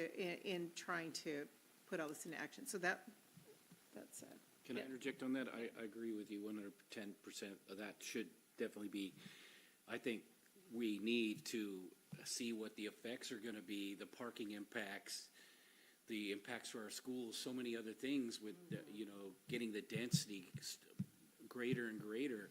There's gonna be things we haven't even thought about and the impacts and costs that it's gonna be. Right. It's, the pendulum swung one way too far on this, and they need to give us a chance to let it get to the middle so we know what as a city, how it's gonna impact us and how we can match efforts to service that portion of the additional community, plus the policing, all the other impacts. So I think it's a lot of ideas on a dartboard, but nobody's looked at what the long-term effects are gonna be. And so I strongly suggest we have some kind of pause. Okay. Councilmember Grace Matsui. Thank you. I disagree. I think that the objective for many of these legislative pushes and bills has been not only to increase the affordability of housing, but to increase inventory, to make sure that there is just more housing available. And it has been the foot dragging and the local control demands of cities that has put us into this affordability and inventory crisis.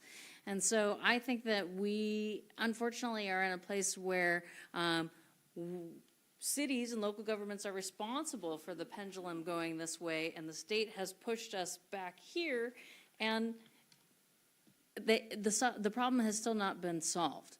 Housing is still unaffordable and it's still unavailable. And so while I understand that there is distress about the work and the burden on staff and the amount of changes that are coming, it's because the needle was not moving on making housing more affordable and accessible to the amount of people who have moved to Washington State within the past 5 years, which is a tremendous amount of people. So I am not in favor of this, but we'll go with what the council body would recommend. Councilmember Harris.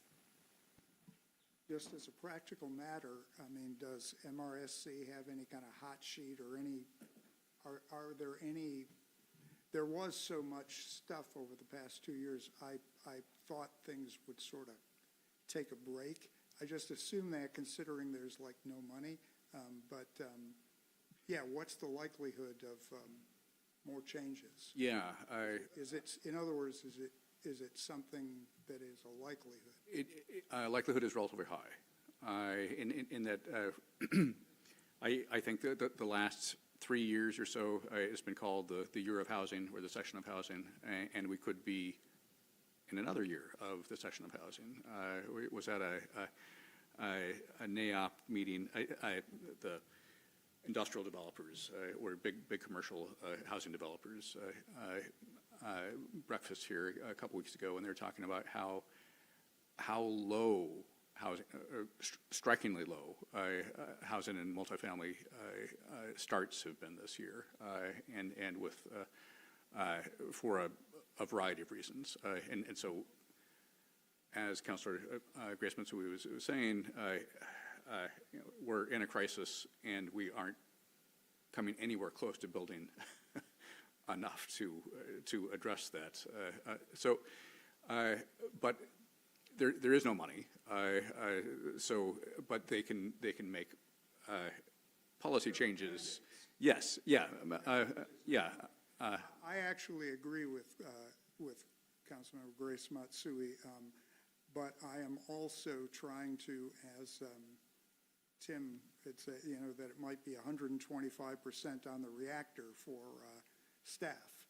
It really has been a tremendous amount of effort. Right. And so I'm on the fence. I agree with it. Well, we basically just kept things. We did this to ourselves, and unfortunately, planning directors have to pay the price. But somehow we have to move the needle on this stuff, and I'm just trying to find a way to further that goal and, not give staff a stroke. So I support the idea of actually, increasing housing affordability.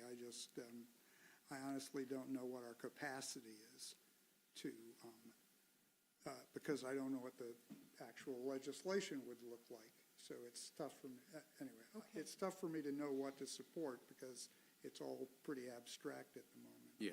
And do you have a sense of what? Very likely there will be more transit-oriented development legislation coming down the pike this year. There have been different forms of that in past years that haven't been completely, or aspects have been passed, but not everything that the sponsors are looking for. So TOD will be a big topic this year. And my last follow-up is basically, I see the new light rail station as a tremendous opportunity that should be jumped on as quickly as possible. What would be upsetting to me would be that it opens and then it is this resource that we don't leverage for 5 years and we miss a key opportunity. But again, that's all very abstract, and I don't know what to, I don't know what. So I've got a hand over here. Was it you, Deputy Mayor Steinmetz? Yeah, I mean, I'm sympathetic to the need to build more housing somehow, some way. And we've had about 3 sessions of ideas, but the housing market doesn't respond in a year. The housing market responds in maybe 5-year increments. And so we have no idea how those last 3 years are ultimately going to play out, except that there's more codes that need to be written locally for that. And, I think it's really kind of tough to know if anything's working. The transit-oriented development, because it surrounds transit and can be linked that I'm not as concerned about placing the burden. I guess there's a better trade-off right there because we know some of those issues, and actually that was one place that was pretty responsive, was the transit-oriented development in getting something built.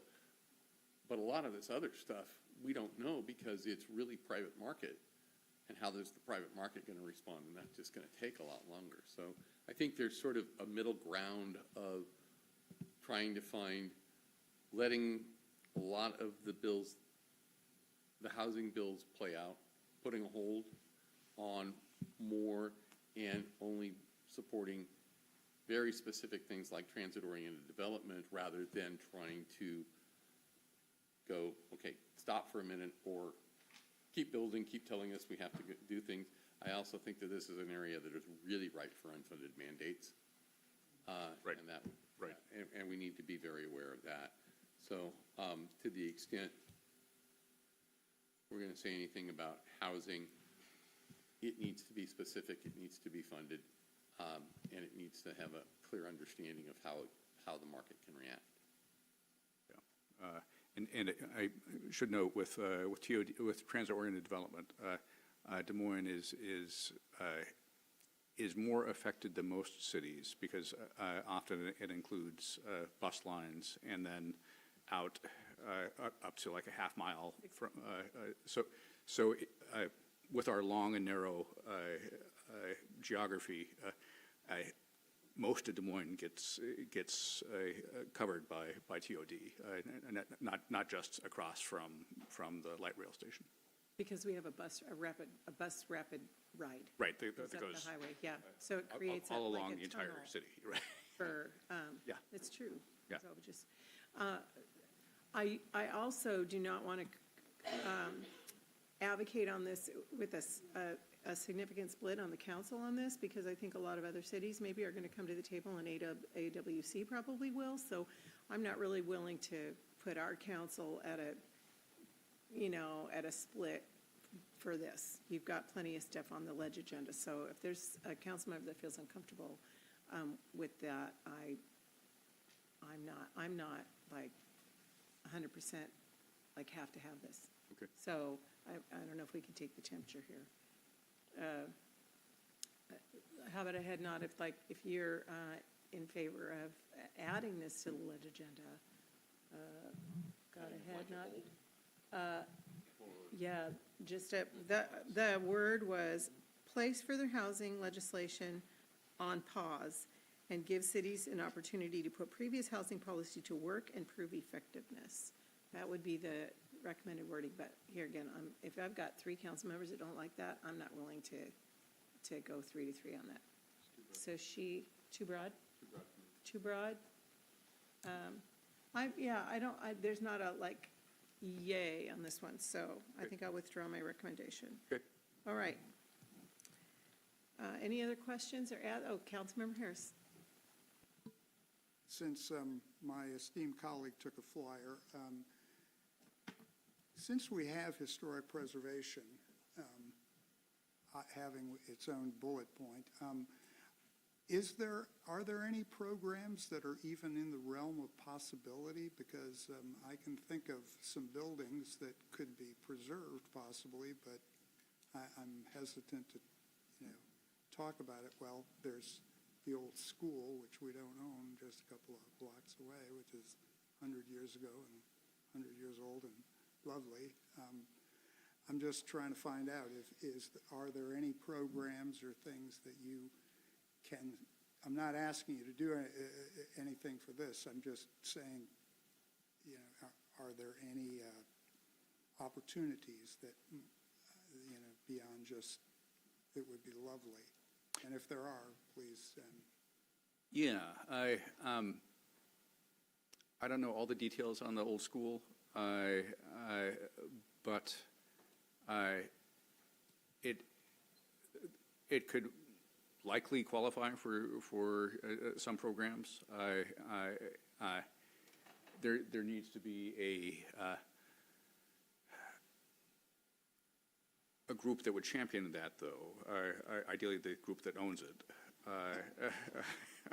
There are a number of groups that want to use it, and I don't know what the tension is, but it has struck me like these buildings, they're a binary.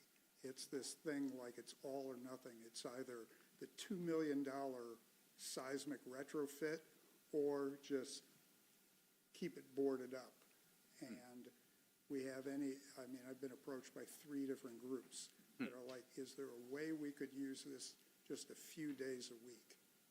So are you asking for a modification of this bullet here, Councilmember? What are you asking for? I'm just asking to. So find out what opportunities are available. But we just need to stick to Councilmember Grace Motz, do we? Oh, I was going to ask that we move on since that is not a state-owned property. Thank you. So it looks like we are done with this. Yeah, given the council's discussion, and we only have 2 more meetings, I guess we have 3 more, but this will not be ready for next week, but, because that agenda is pretty full. It sounds like we've gotten a good sense of where you all want to go. Can we bring this back on consent, and you all can let me know ahead of time if we need to pull it, and we'll look to put on a December meeting? Is there general comfort with that? Okay, thank you. Looks like, thank you. We'll bring it back in December. All right, Anthony, thank you so much. Appreciate you being here tonight. Yeah, absolutely. So next up is our commercial parking tax, and I think Matt Hutchins will be coming up to help us with this. The purpose of this item is for the council to consider a citywide tax on paid parking.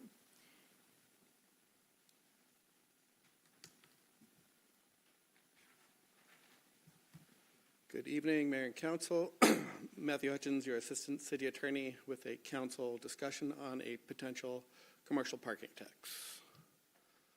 So the legislature has authorized cities to levy a commercial parking tax, and that is a tax on, essentially, you pay someone to park your car on their property.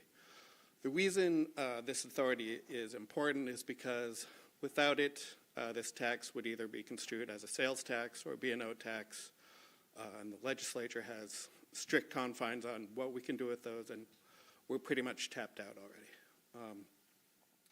So this authority comes from the same RCW chapter that allows transportation benefit districts to levy car tab fees. There are some taxes they can levy, but what this means is that these proceeds have to be used for transportation purposes, and that would be those contained in our TIP. City of Des Moines has previously had a parking tax, the years 2005 to 2018. It was eventually repealed by the end of the tax. The city was not bringing in a lot of money. Essentially, at that point, there was one hotel that was charging overnight parking, and we were bringing in about $8,000 a year. But the real issue was that Marina paid parking was coming online at that time, and we really needed that revenue to be going to bulkhead replacement. And there was concerns that basically we want as much of that money going to the bulkhead as possible and not having some of it siphoned off for road construction. As you can see, there are some nearby cities that impose a commercial parking tax. Seattle, Tukwila, and the city of Pacific impose about a 15% on the total rate that the parking is charged for, whereas SeaTac and Burien have a flat per transaction fee. So if the council did decide you wanted to impose a commercial parking tax, the vast majority of the money would come from the city lots at the Marina and Redondo. Talking to our finance department, it's projected that if we did tax that at the current rates, we'd be looking at about $5,000 per year per each percentage of the tax that was imposed. So 5% would be $25,000 a year, 10% would be $50,000 a year, so on. Now, of course, there are other ways to raise revenue off of the city parking lots. We can impose the tax. That money would go into the roads fund. But also we could just raise the baseline rates. That money goes to the Redondo Fund and the Waterfront Fund. Or, of course, you could do both. You could raise the rates on parking and then tax on top of that. And then they would go to the various funds. So aside from the money coming from the city lots, we are fairly certain that there is still one hotel charging overnight parking. I believe it's somewhere in the neighborhood of $17, $19 a night. We don't know what what that's going to bring in, but it's going to be significantly less than what will be coming from the city lots. And if there are other businesses charging for parking in the city, we will do our best to identify those and get them to pay the tax as well. Again, the funds are restricted to transportation purposes. Now, we can't just use these funds to say, okay, the money we would have spent on roads that these tax monies will go to, we'll shift those over to the general fund. But we can have a discussion in the future if we do have enough through this tax, through other methods, dedicated roadway money coming in. That will take some pressure off the general fund to fill in gaps when we need to do road construction and maintenance. So when the finance director and the city manager brought some revenue options to the council a little while ago, this obviously was one of them. The council had some questions for us, and these are, as best we could, the answers to those. First question was, would this tax apply to Highline College, and can we exempt them? And so a basic tax ordinance of the kind we used to have that the other cities have, it would include Highline College because they would be charging money for parking. But the previous version of the tax that we had in the city did have a carve-out that exempted both public schools and Highline College, or any college that would be in the city. And of course, if the council wished, we could of course do that again. Question number two, what would be the cost of the city if we did impose the tax? Jeff Rend, our finance director, did say that there will be some accounting time that is involved in administering the tax, but it's probably going to be under 10 hours a year. It's going to be less than probably what comes in just from the private lots. And then, will parking passes like we sell for the marina, would they be subject to the tax? And again, with a just basic defining parking transactions as someone pays to park on their lot, yes, parking passes would fall under that. They would be taxed, and we can spell out in the ordinance as well that parking passes are a taxable event, if that is what the council wants. So there are a few questions for the council to consider. Number one, of course, is would you like to move forward with a parking tax? The answer with that is yes to that. What rate would you like to set? As mentioned before, other cities do about 15%. We could do less or more than that. And you might want to consider the mix of if there are going to be increased parking rates versus taxes. You know, what's the proper balance on that? Three, do we want to, again, exempt public schools and colleges? For the statute that enables us to pass this tax suggests that we could exempt taxes or exempt carpools, vehicles with handicap decals, and government vehicles. The other cities, I believe they have all opted to make these exemptions. So would you like to also follow along and follow the suggestion of the legislature? And is there anything else you'd like to see in the ordinance? So before we begin addressing each of these questions, I'd just like an opportunity for questions first before you offer an opinion. So clarity questions, I'll go with Deputy Mayor Steinmetz and then Councilmember Oxker. Yeah, if a landlord at a business rents, or as part of the lease, 1, 2, or 3, or 4 parking spaces around the building, are those then are those going to be taxable parking spaces under this? Under a just basic definition, those probably would be taxable. That is something the council could include or not include. To clarify, what do you mean by that? If somebody, is it free parking spaces that exist around someplace, or someplace that somebody pays for? Parking spaces, generally when you rent a business, you get 1, 2, 3, 4 parking spaces with that as part of your lease. And that controls the amount of your lease because those parking spaces have a value. What would be the cost of trying to find out what all of these leases were doing for parking spaces, and how would we? Well, if it's not broken out at all, it's just an amenity that is included, it would probably not be a taxable event.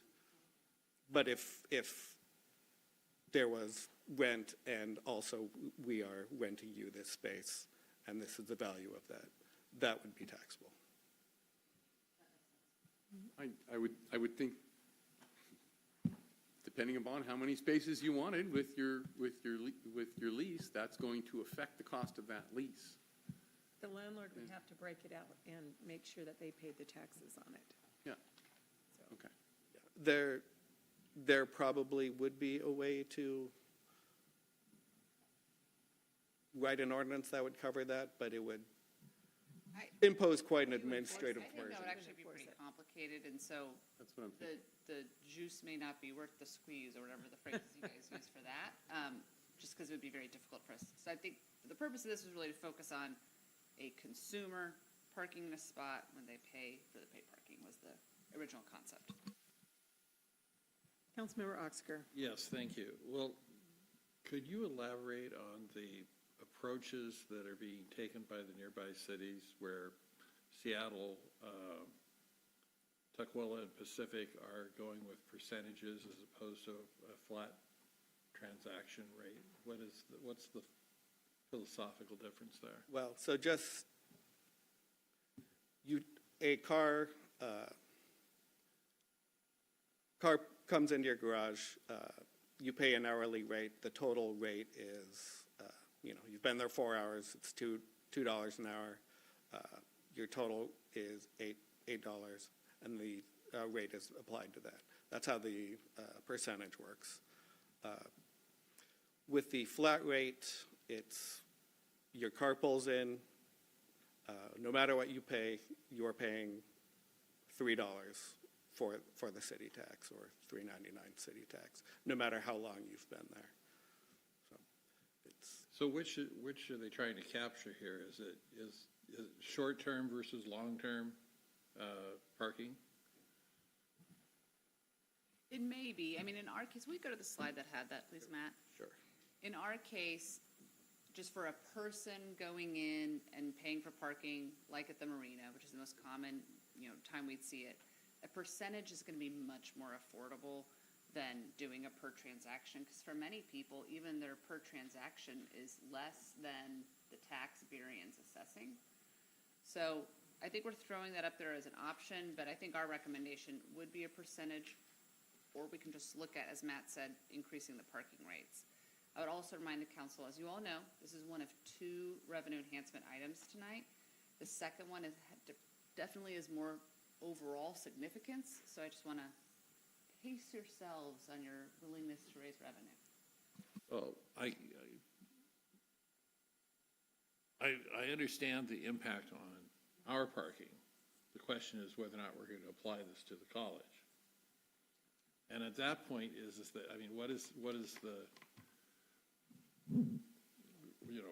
what are we trying to? From staff's perspective, we would recommend you exempt Highline College. That's just our perspective. Again, the purpose of this isn't, it's not going to generate enough revenue that we really need to add an additional burden on, community college students. So it's up to the council if you want to assess it on them. We'd have to work with Highline College on that, but when we were running our numbers, we were not anticipating we would be including them in this. Councilmember Harris. Thank you. So as a practical matter, we're talking about the marina, mostly kind of 85%, Marina and Redondo are going to be most of the money, yes. And when was the last time we raised marina parking rates? It looks like we haven't, because we have not. Okay, and what are the constraints on the marina parking revenue, if any? Jeff, can you come up and answer? It's waterfront zone money, but it goes to paying back the equipment, and then can you come up and talk about that? I'm sorry, I'm leading to something very simple.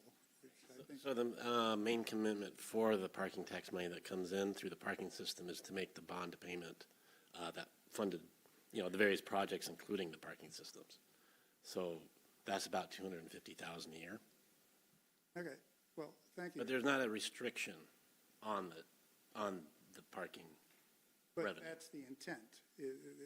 You're saying it's not a restriction, the funds are not constrained for the. Correct. It's just earmarked for the bond payment. Okay, so is an option simply to raise the parking rates a couple of bucks, at the next cycle and? Yes. Yes. That's what Matt indicated was an option. That just seems to be thank you very much for indulging me. All right, any other questions before we attend to the staff questions? I had a couple, just to make it very, very clear, this is not an ask to institute paid parking in commercial areas, correct? Correct. This is, okay. And the city receives all of the 10% versus, for example, how much somebody would pay 10% on sales tax, and we only get, how much does the city get on sales tax? Like less than one? Less than a penny. That's So- correct. It would all go to the city. Yeah, so this is like a 10% tax where it all comes back into the city if people use it. Okay. So for example, if you were to purchase a $40 parking pass down at the marina and we instituted a 10% tax, that parking pass would cost $44. Yes. Okay? Those are my only questions. So I think we can go to the slide with your questions. Should staff move forward with a parking tax? So if you feel like the staff should move forward with the parking tax, raise your right hand. 1, 2, 3, 4 out of 6 of us. So even if there were 7, so that answer's yes. What rate? Is there a rate that the council members feel comfortable with? Councilmember Mahoney? I'm going to say 15 to be consistent with what we've seen in the examples. Okay, any other options or offerings? I like 10. Anybody else? Okay, so somewhere between 10 and 15. Exemptions for public schools and our colleges. If you're in favor of those exemptions, please raise your hand for the exemptions. Yeah, yes? Sure, go ahead. But keep in mind that everybody raised a hand. Yeah, I know, but, Okay. well, here's, going, and I'm probably gonna shoot myself in the foot, having been a professor at the college and Okay, doing this. There's a lot with the light rail coming in, there's gonna have to be a lot of road adjustment and everything in the area. And it includes all the way to, I'm looking at 240th, where the kind of development we're gonna have to do with that and everything.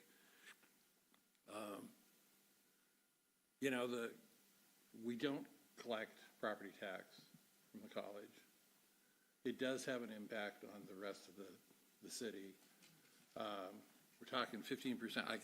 I do know that what it costs well, it did 5 years ago. I don't know if they've expanded it up, but it was basically $1 a day to park on the college campus. So when we're talking 15% on top of that, I mean, it's not that much, but it's something contributing back into the system. I mean, some people have said that the biggest problem we have in the city is that we have too much educational property, we have too much church-oriented property that we don't collect taxes on. So I really think we should apply it to the college. Councilmember Mahoney. That was my initial indication too, when the staff recommended that they didn't. And here's the thing is, I know that actually I think it's a little bit more now, because I've gone there and paid for when I visited on various appearances, and I think I paid a couple dollars through the machines. And yeah, as far as the impact to the students and stuff, I mean, they're already being charged. So if the college was that concerned about it and not charging, and it was free, like I believe the public schools are, because I don't know, I'm not, when I go to Mount Rainier, I never pay, or, so from what I understand, they don't. So yeah, I agree that changing in this conversation with Councilmember Oxaker's opinion, I also agree that we probably should be charging them as well. You know, obviously they handle all their charging and they have the machines, and I think I believe they buy passes too. That's where the majority of it is the students are buying a quarterly pass. Yeah. And like I say, it was $49, what it was, so, and that did not cut it for, I think it was 58 subscription. So it was basically $1 a day. Yeah, but I know that, and I've witnessed it on many of my, I've been up there more times than I can count over the last 8 years. I've always paid. And I've seen several people at the machines as well. So I think I'm tending to agree with Councilmember Oxaker that I think we should include the college.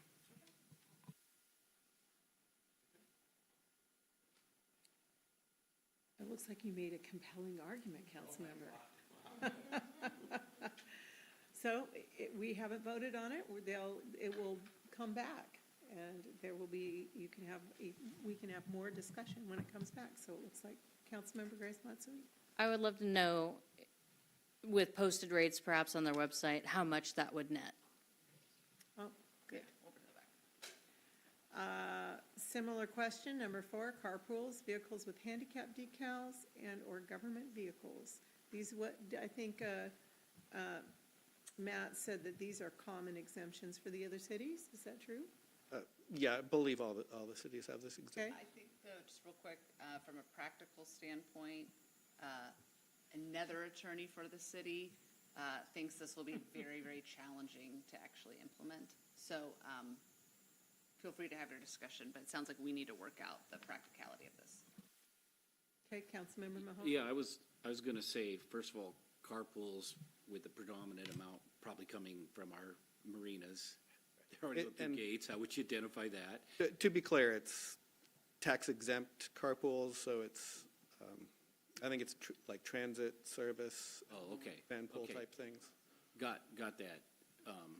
Yeah, that'd be the other one, and I know we do offer handicap parking that doesn't require us to have people go through our marina gates. So I don't know, to your point, if it's necessary. Unless people feel really strongly, let us see what's practical, and then we'll come back with the draft. It sounds like people are interested in this, which is great. Are they? Come back. Are we? Well, I meant with this concept, right, of moving for the parking tax. So we could come back with a draft and see what's practical. Okay, all right. Any other comments on number 4? Okay, let's move to number 5. Anything else you should include, or any other information you'd like when we're discussing this or trying to make a decision? Councilmember Oxaker. Just one question is, okay, the parking tax funds are unrestricted? No, they're restricted to, go ahead. They are restricted to transportation projects. If it was just to increase the parking fee, that is less restricted. That is more flexible. So the original thing that was brought to the council was a parking tax, because that's a common thing we see in other cities. Right. But as this conversation has evolved, if there is interest in just, we understand you all need revenue, make it flexible, look at the parking rate, increase it a little bit, we are happy to do that in lieu of. But that's on the rates that we control. It is. I think it's, I don't, do the rates go to council or their city manager discretion? They're now $1,000. I don't, Kidding. yeah. Okay, we gotta go this way. So Councilmember One reserved Mahoney, spot in the parking lot. Councilmember Mahoney, Deputy Mayor Steinmetz, and then Councilmember Grace Mudd. So the parking rates have always, that money's been earmarked to pay back parts of the bond. With the tax being separate, that goes into a different fund. I think raising the parking tax, or raising the parking rates, then we'd have to disseminate what percentage goes to the bond and what percent goes to transportation, or would it all go to the bond? The idea is to offset some of the transportation cost because construction has gone up so much, right? So we'd want, I think the recommended method you have here may be the best for basically doing the two things we needed to do. I don't see, I see complications if we just raise the rate. I think it's sort of two different philosophies. So originally, in September, when we brought you all that menu of revenue options, we really were trying to sort of get the council's pulse on, nobody wants to talk about charging our residents more money, period, right?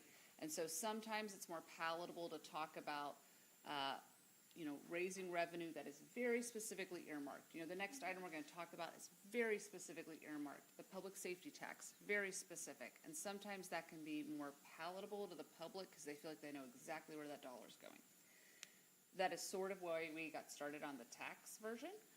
But here, if there is an interest in sort of just do it more general, we're happy to look at that as well.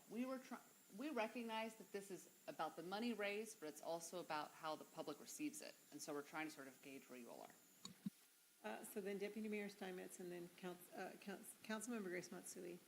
Yeah, I mean, my initial reaction, since the taxes presented was primarily about our own parking lots, was just, I'd rather just raise the rates and just do it directly and have less restricted funds. But if we're not going to exempt Highline, all of a sudden, that may be a significant chunk. I don't know. We don't have any idea. And yeah, I understand why you would assume that we would have exempted that, but we need to know that because that's how it's going to play out. There are certainly transportation needs and costs that are coming that hopefully we can figure out some way to recoup. If we just do a parking rate exemption or a parking rate raise, then that doesn't involve Highline. So we need more information really to suss out the difference in the two approaches. Okay. That's kind of where I'm seeing it. Councilmember Grace Matsui and Councilmember Harris. Thank you. This is one of the menu items, if we call it, on our a la carte menu of where to look for more sources of revenue. And it was in addition to what you already have the mandate to do, which is to determine the parking rates at the marinas. So it's a new funding source that we've identified that I think is actually was let expire in 2018, I'm not sure. Why, but we are talking about reinstituting. And so it's a new revenue source that we're talking about, which is why it's important to talk about both, I think, rather than one over the other. The rates around the marina are something that you automatically have the authority to assess and take a look at.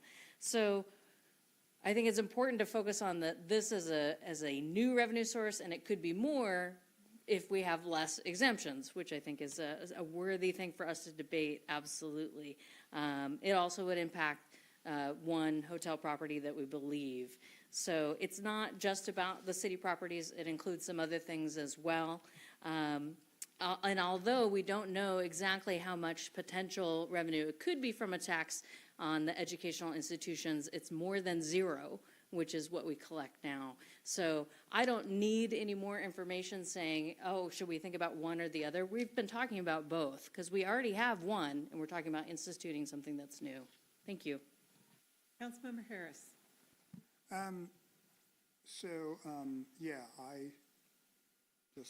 It will be far more palatable to the public to simply raise the rate a little bit.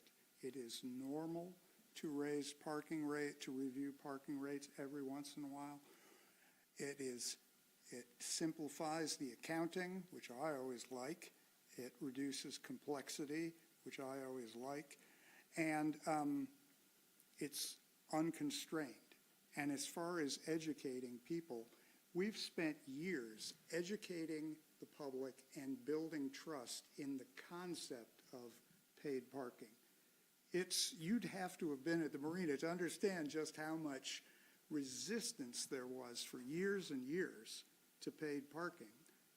And now people are like, okay, it's relatively affordable and so on. That discussion is over. But I will tell you what people really resent is being nickeled and dimed. They get a bill from every utility, all these different 11 franchise agreements, and they see, it's like, oh, here's another little tax, here's another little tax with Des Moines on it. And it drives them bananas. Psychologically, it will simply be easier to sell this as a normal rate increase over time, and it's more flexible money for us. And it just seems so dead simple to me than adding a new layer of complexity and irritating people, because you're going to have to educate them as to why this is a good idea. It'll irritate people. That's all I got. Thank you. Any other comments? I think my response to that is I see that and I get irritated myself every time I open my utility bill, but I do also, I wonder how much we really would need to educate people, because I think it's much more of a surprise to pay the exact amount that somebody tells you that something's going to cost versus if there's a tax added onto it. I would expect it. I think I would be surprised anymore to go somewhere, pay for something that's supposed to be $40, and that's all that my credit card says. I think if people go to the marina and buy their pass and they see that it's $40 plus tax, I don't think anybody's going to say, what? I think people are just expecting to pay tax on anything they buy these days. So I don't see that sticker shock so much. I think it's going to be more a decision of where we want to go to increase revenue. And I do appreciate hearing all the ideas tonight. Okay, any other comments on that? Do you guys feel like you have your marching orders? I think we're going to come back with quite a variety of scenarios. Okay. With real dollar amounts. Excellent. And then you guys can tell us what you'd like. Excellent. Well, thank you so much. Next up is our transportation benefit funding conversation. Tommy Owen is coming to the podium. The purpose of this item is for council to consider a possible increase in card tab fees.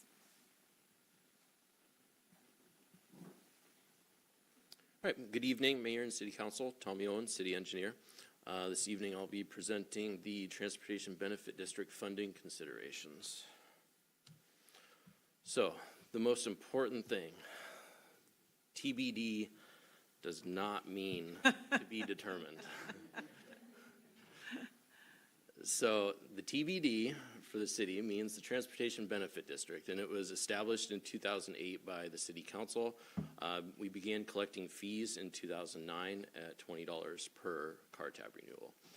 There was some changes to state law in 2015, which allowed us to collect $40 per car tab, which the TBD board authorized.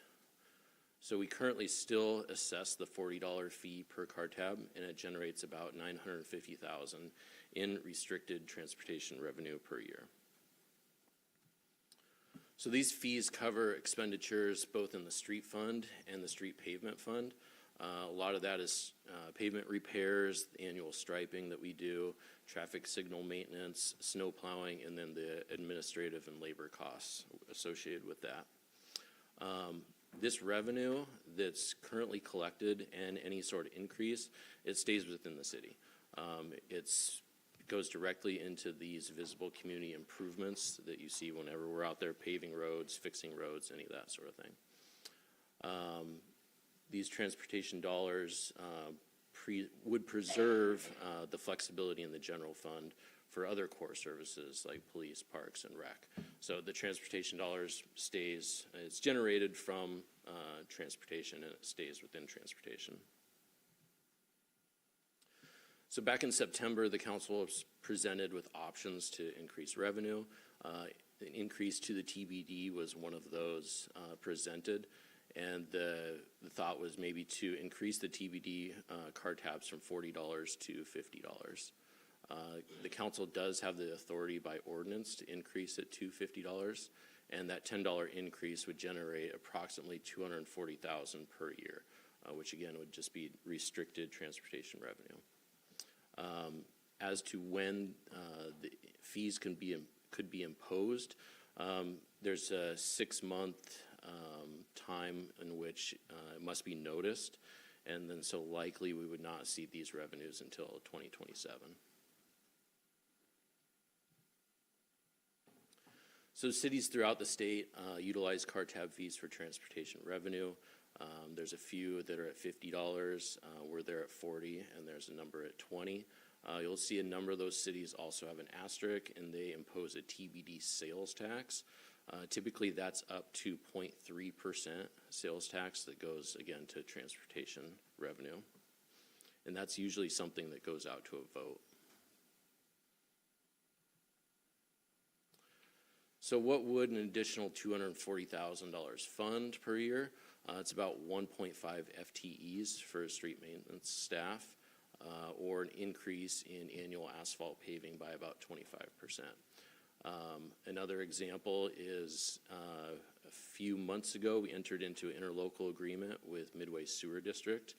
Basically, we partnered with them on one of their projects to pave 16th Avenue. So we're for that it was a little over 200,000. We're getting 2 lane miles of 16th Avenue paved. So there's future potential interlocal agreements, especially there's one up in North Hill with Highline Water District that's potentially in 26, that we would potentially enter into another interlocal agreement to do the same sort of thing. Other examples of capital projects with TBD funds are arterial street pavement preservation, downtown alley improvements, the Barnes Creek Trail, and the 200th and 199th improvements project. So with that, I'll leave you with a suggested motion and take any questions. All right, before we entertain the motion, any questions? Councilmember Mahoney. Tommy, so obviously this $40 has been in place for 10 years. In that time, cost, if you can, so say a mile would cost $400,000 in 2015 to pave, and now it's $1.2 million. Do you have any idea of like what the increases in construction costs are? I know they've gone up significantly and outpaced inflation, but Yeah, they have gone up significantly. I mean, I would have to say in the realm of 15, 20%. okay, over that 10-year window. Okay. And so are you getting at that a $10 increase is like 20%-ish? Is that the point that you're? Yeah, but this is for questions. I wasn't going to make comments later. Thank you. I'm sorry. You're right. My bad. Okay, questions? Any more questions for Tommy? All right, so we'll open for a motion, and then we'll have discussion. Deputy Mayor Steinmetz, a motion? I move to direct staff to prepare a draft ordinance to increase the transportation benefits district fee to $50 and bring forward at an upcoming city council meeting. Second. There's a motion, Deputy Mayor, and a second, Councilmember Mahoney. Open for discussion. Councilmember Mahoney. So, I mean, everybody I always talk to always says that they are willing to pay a tax that's well spent and for what it's intended.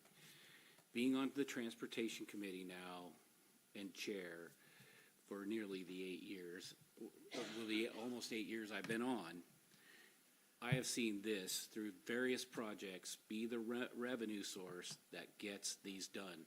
He's talking about the North Hill project where we paved several streets because they were only responsible for the one side, we paved the other. Essentially, what we could do years ago, we're 15, 20% less that we can do without the increase. It's really just more of an inflationary adjustment. I have just seen it be one of the most, when you assess taxes, and as you get into a council member, you see which ones you feel are very well spent and others that, you kind of might shake your head at. And this has always been one that has a direct correlation to it. Yes, everybody, when they get their car tabs, is very frustrated. I see it too, but and I used to be very frustrated. When I learned what it meant and what it did and what the purpose of that tax was, it made a lot of sense to me. Now, is the public going to understand it? Most likely not, and especially they're going to be infuriated when they see it and they see the change. But the truth is, it gets roads paved, and it's going to get 15, 20% more of our roads paved. That's what it's going to do, and it keeps up with the times. Any other discussion? Councilmember Harris. Don't take this the wrong way. I would love to give you 20% more money, but this discussion is, it's at cross purposes. The notion is we have to do something about the general fund. So you can either keep your budget where it is and then move that overage into another account, fine, or you can build 20% more roads. You can't do both.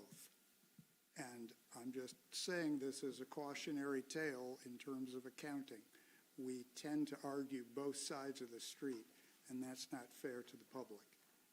It would be better to simply say we have a need for 20% more road construction rather than saying that it's a floor wax and a fruit topping.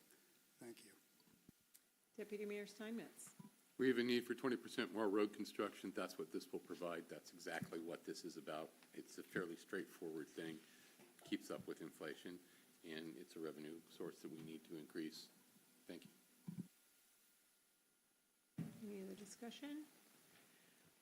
I'm very ambivalent about this. I think the public is going to be pretty upset. And the problem here for me is I know that we had a menu of revenue options, and they're all coming back to us at different times.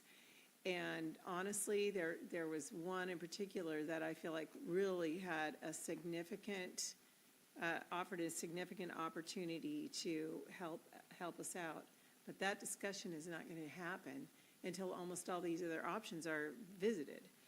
And if I knew that the utility conversation was going to cover a huge chunk of our challenges, I would just go, that's a no-brainer. No, no, no. On these two, Councilmember Harris's point, nickel and diming the public. So if I knew it was going to happen with that other conversation, that would help me with these. And I don't know, I've just got an emotional response to this one. I don't like it. And I don't think the public is going to like it. But the thing I do like is $240,000. And so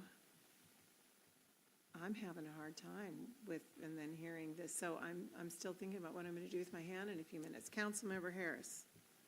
Yeah, I get sort of the stickers every time, but truthfully, if you could just change that TBD on the receipt to Transportation Benefit District, which I've been told you can't do, because people do. That's exactly what they read. People laugh at me, but that's it infuriates them seeing that nondescript thing. So I'll just cut this rhetoric short by saying the city, if we're getting a new website, we should have the best darned explainer page in human history regarding, because we now, I keep saying, we've become a fee-for-service thing, and we got a lot of splaining to do, Lucy, about all of these different fees. People just feel the 17, 18 little things, and we owe it to them to make it just dead simple, that, you know, this is what these things are. Thank you. Okay, well, I do have one more thing to say. I think I made a decision. I feel like I will vote in favor of this tonight, but if I have an opportunity to vote on the other two items, I will vote no on those in hopes that our utility conversation makes up the rest. So that's where I'm at on this. I just don't think we should say yes to the whole menu as it just comes forward piecemeal to us. That's my opinion on that. You've already gone twice, Councilmember Harris, so with a head nod of the council. Pardon? Oh. I want to address why it's coming back piecemeal. It's because you all asked for varying levels of follow-up work. Yeah. Also, I don't think you want to be here for 12 hours for us to go through all of them. I don't see the appetite for that.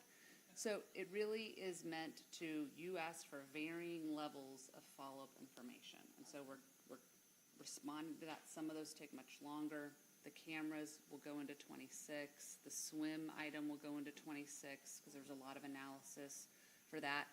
So it's not meant as some intentional way to try and get you all to say yes to a bunch of stuff. That's not the intent, and I want to be really clear with that with the public too.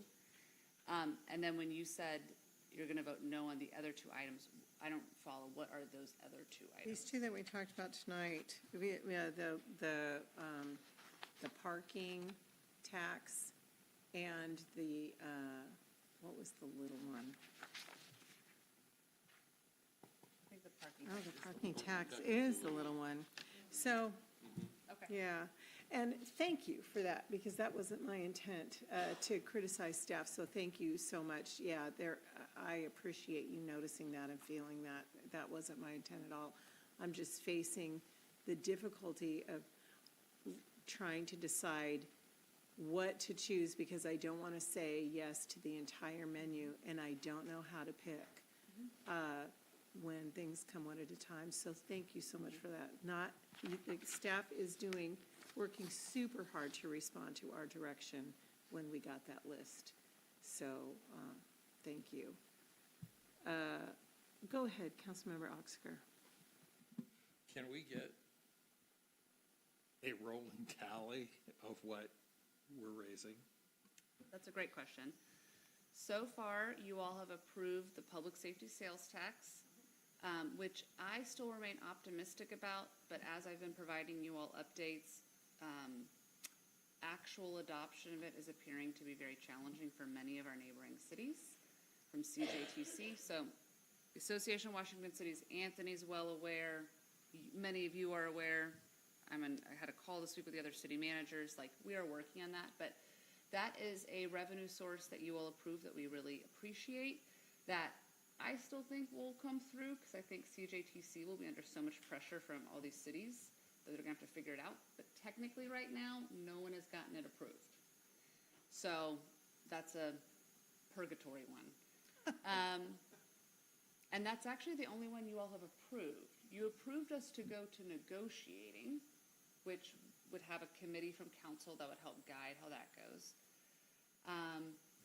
That's the only, so actually you've only approved one so far that's pending. But I get it, it's real, and it feels cumulatively like a lot on the public, like, man, I get that. But, we're trying to bring it back to you in a timely fashion when we can. Yeah, thank you. Thank you. Councilmember Harris. Thank you. My concern is that the budget is next week, and somehow it would be lovely if there were, alternate scenarios. I'm concerned at evaluating a budget with so many different balls in the air and timing elements. And if there's a way to just think about, okay, what will this mean if this happens and that happens? The whole idea going to the biennial budget was, to create some kind of It just seems like, there's just a lot, and it's weird talking about a budget with so many different other elements that might So shift. many of Maybe these not. potential revenue sources would actually not come into play until the 27-28 budget, when they'd actually be realized. The public safety sales tax, if that was approved, would be realized in '26, but if you recall, that will have its own fund. And really, we weren't just shifting over general fund expenses to that. We were hiring a new officer, so it's actually a new expense. We were putting indigent caseload there, so it's technically a new expense. And then we were going to put animal control there, which is a return of an expense. So the budget you will see next week does not contemplate any of the new revenue sources, the public safety sales tax, but we've got a big caveat there that we're not going to encumber any of those funds until we have approval. Is there a way to sort of have a one-pager that says this hits in '26, this would hit in '20, just what you just said? We can could write it look at that, bring it back. That would be also like, depending on what you pick off the menu. But yes, I hear the comment, and let us see what we could do to try and make that clearer. Thank you so much. Deputy Mayor Steinmetz? Call the question. We have a motion in front of us, and we're way off topic at this point.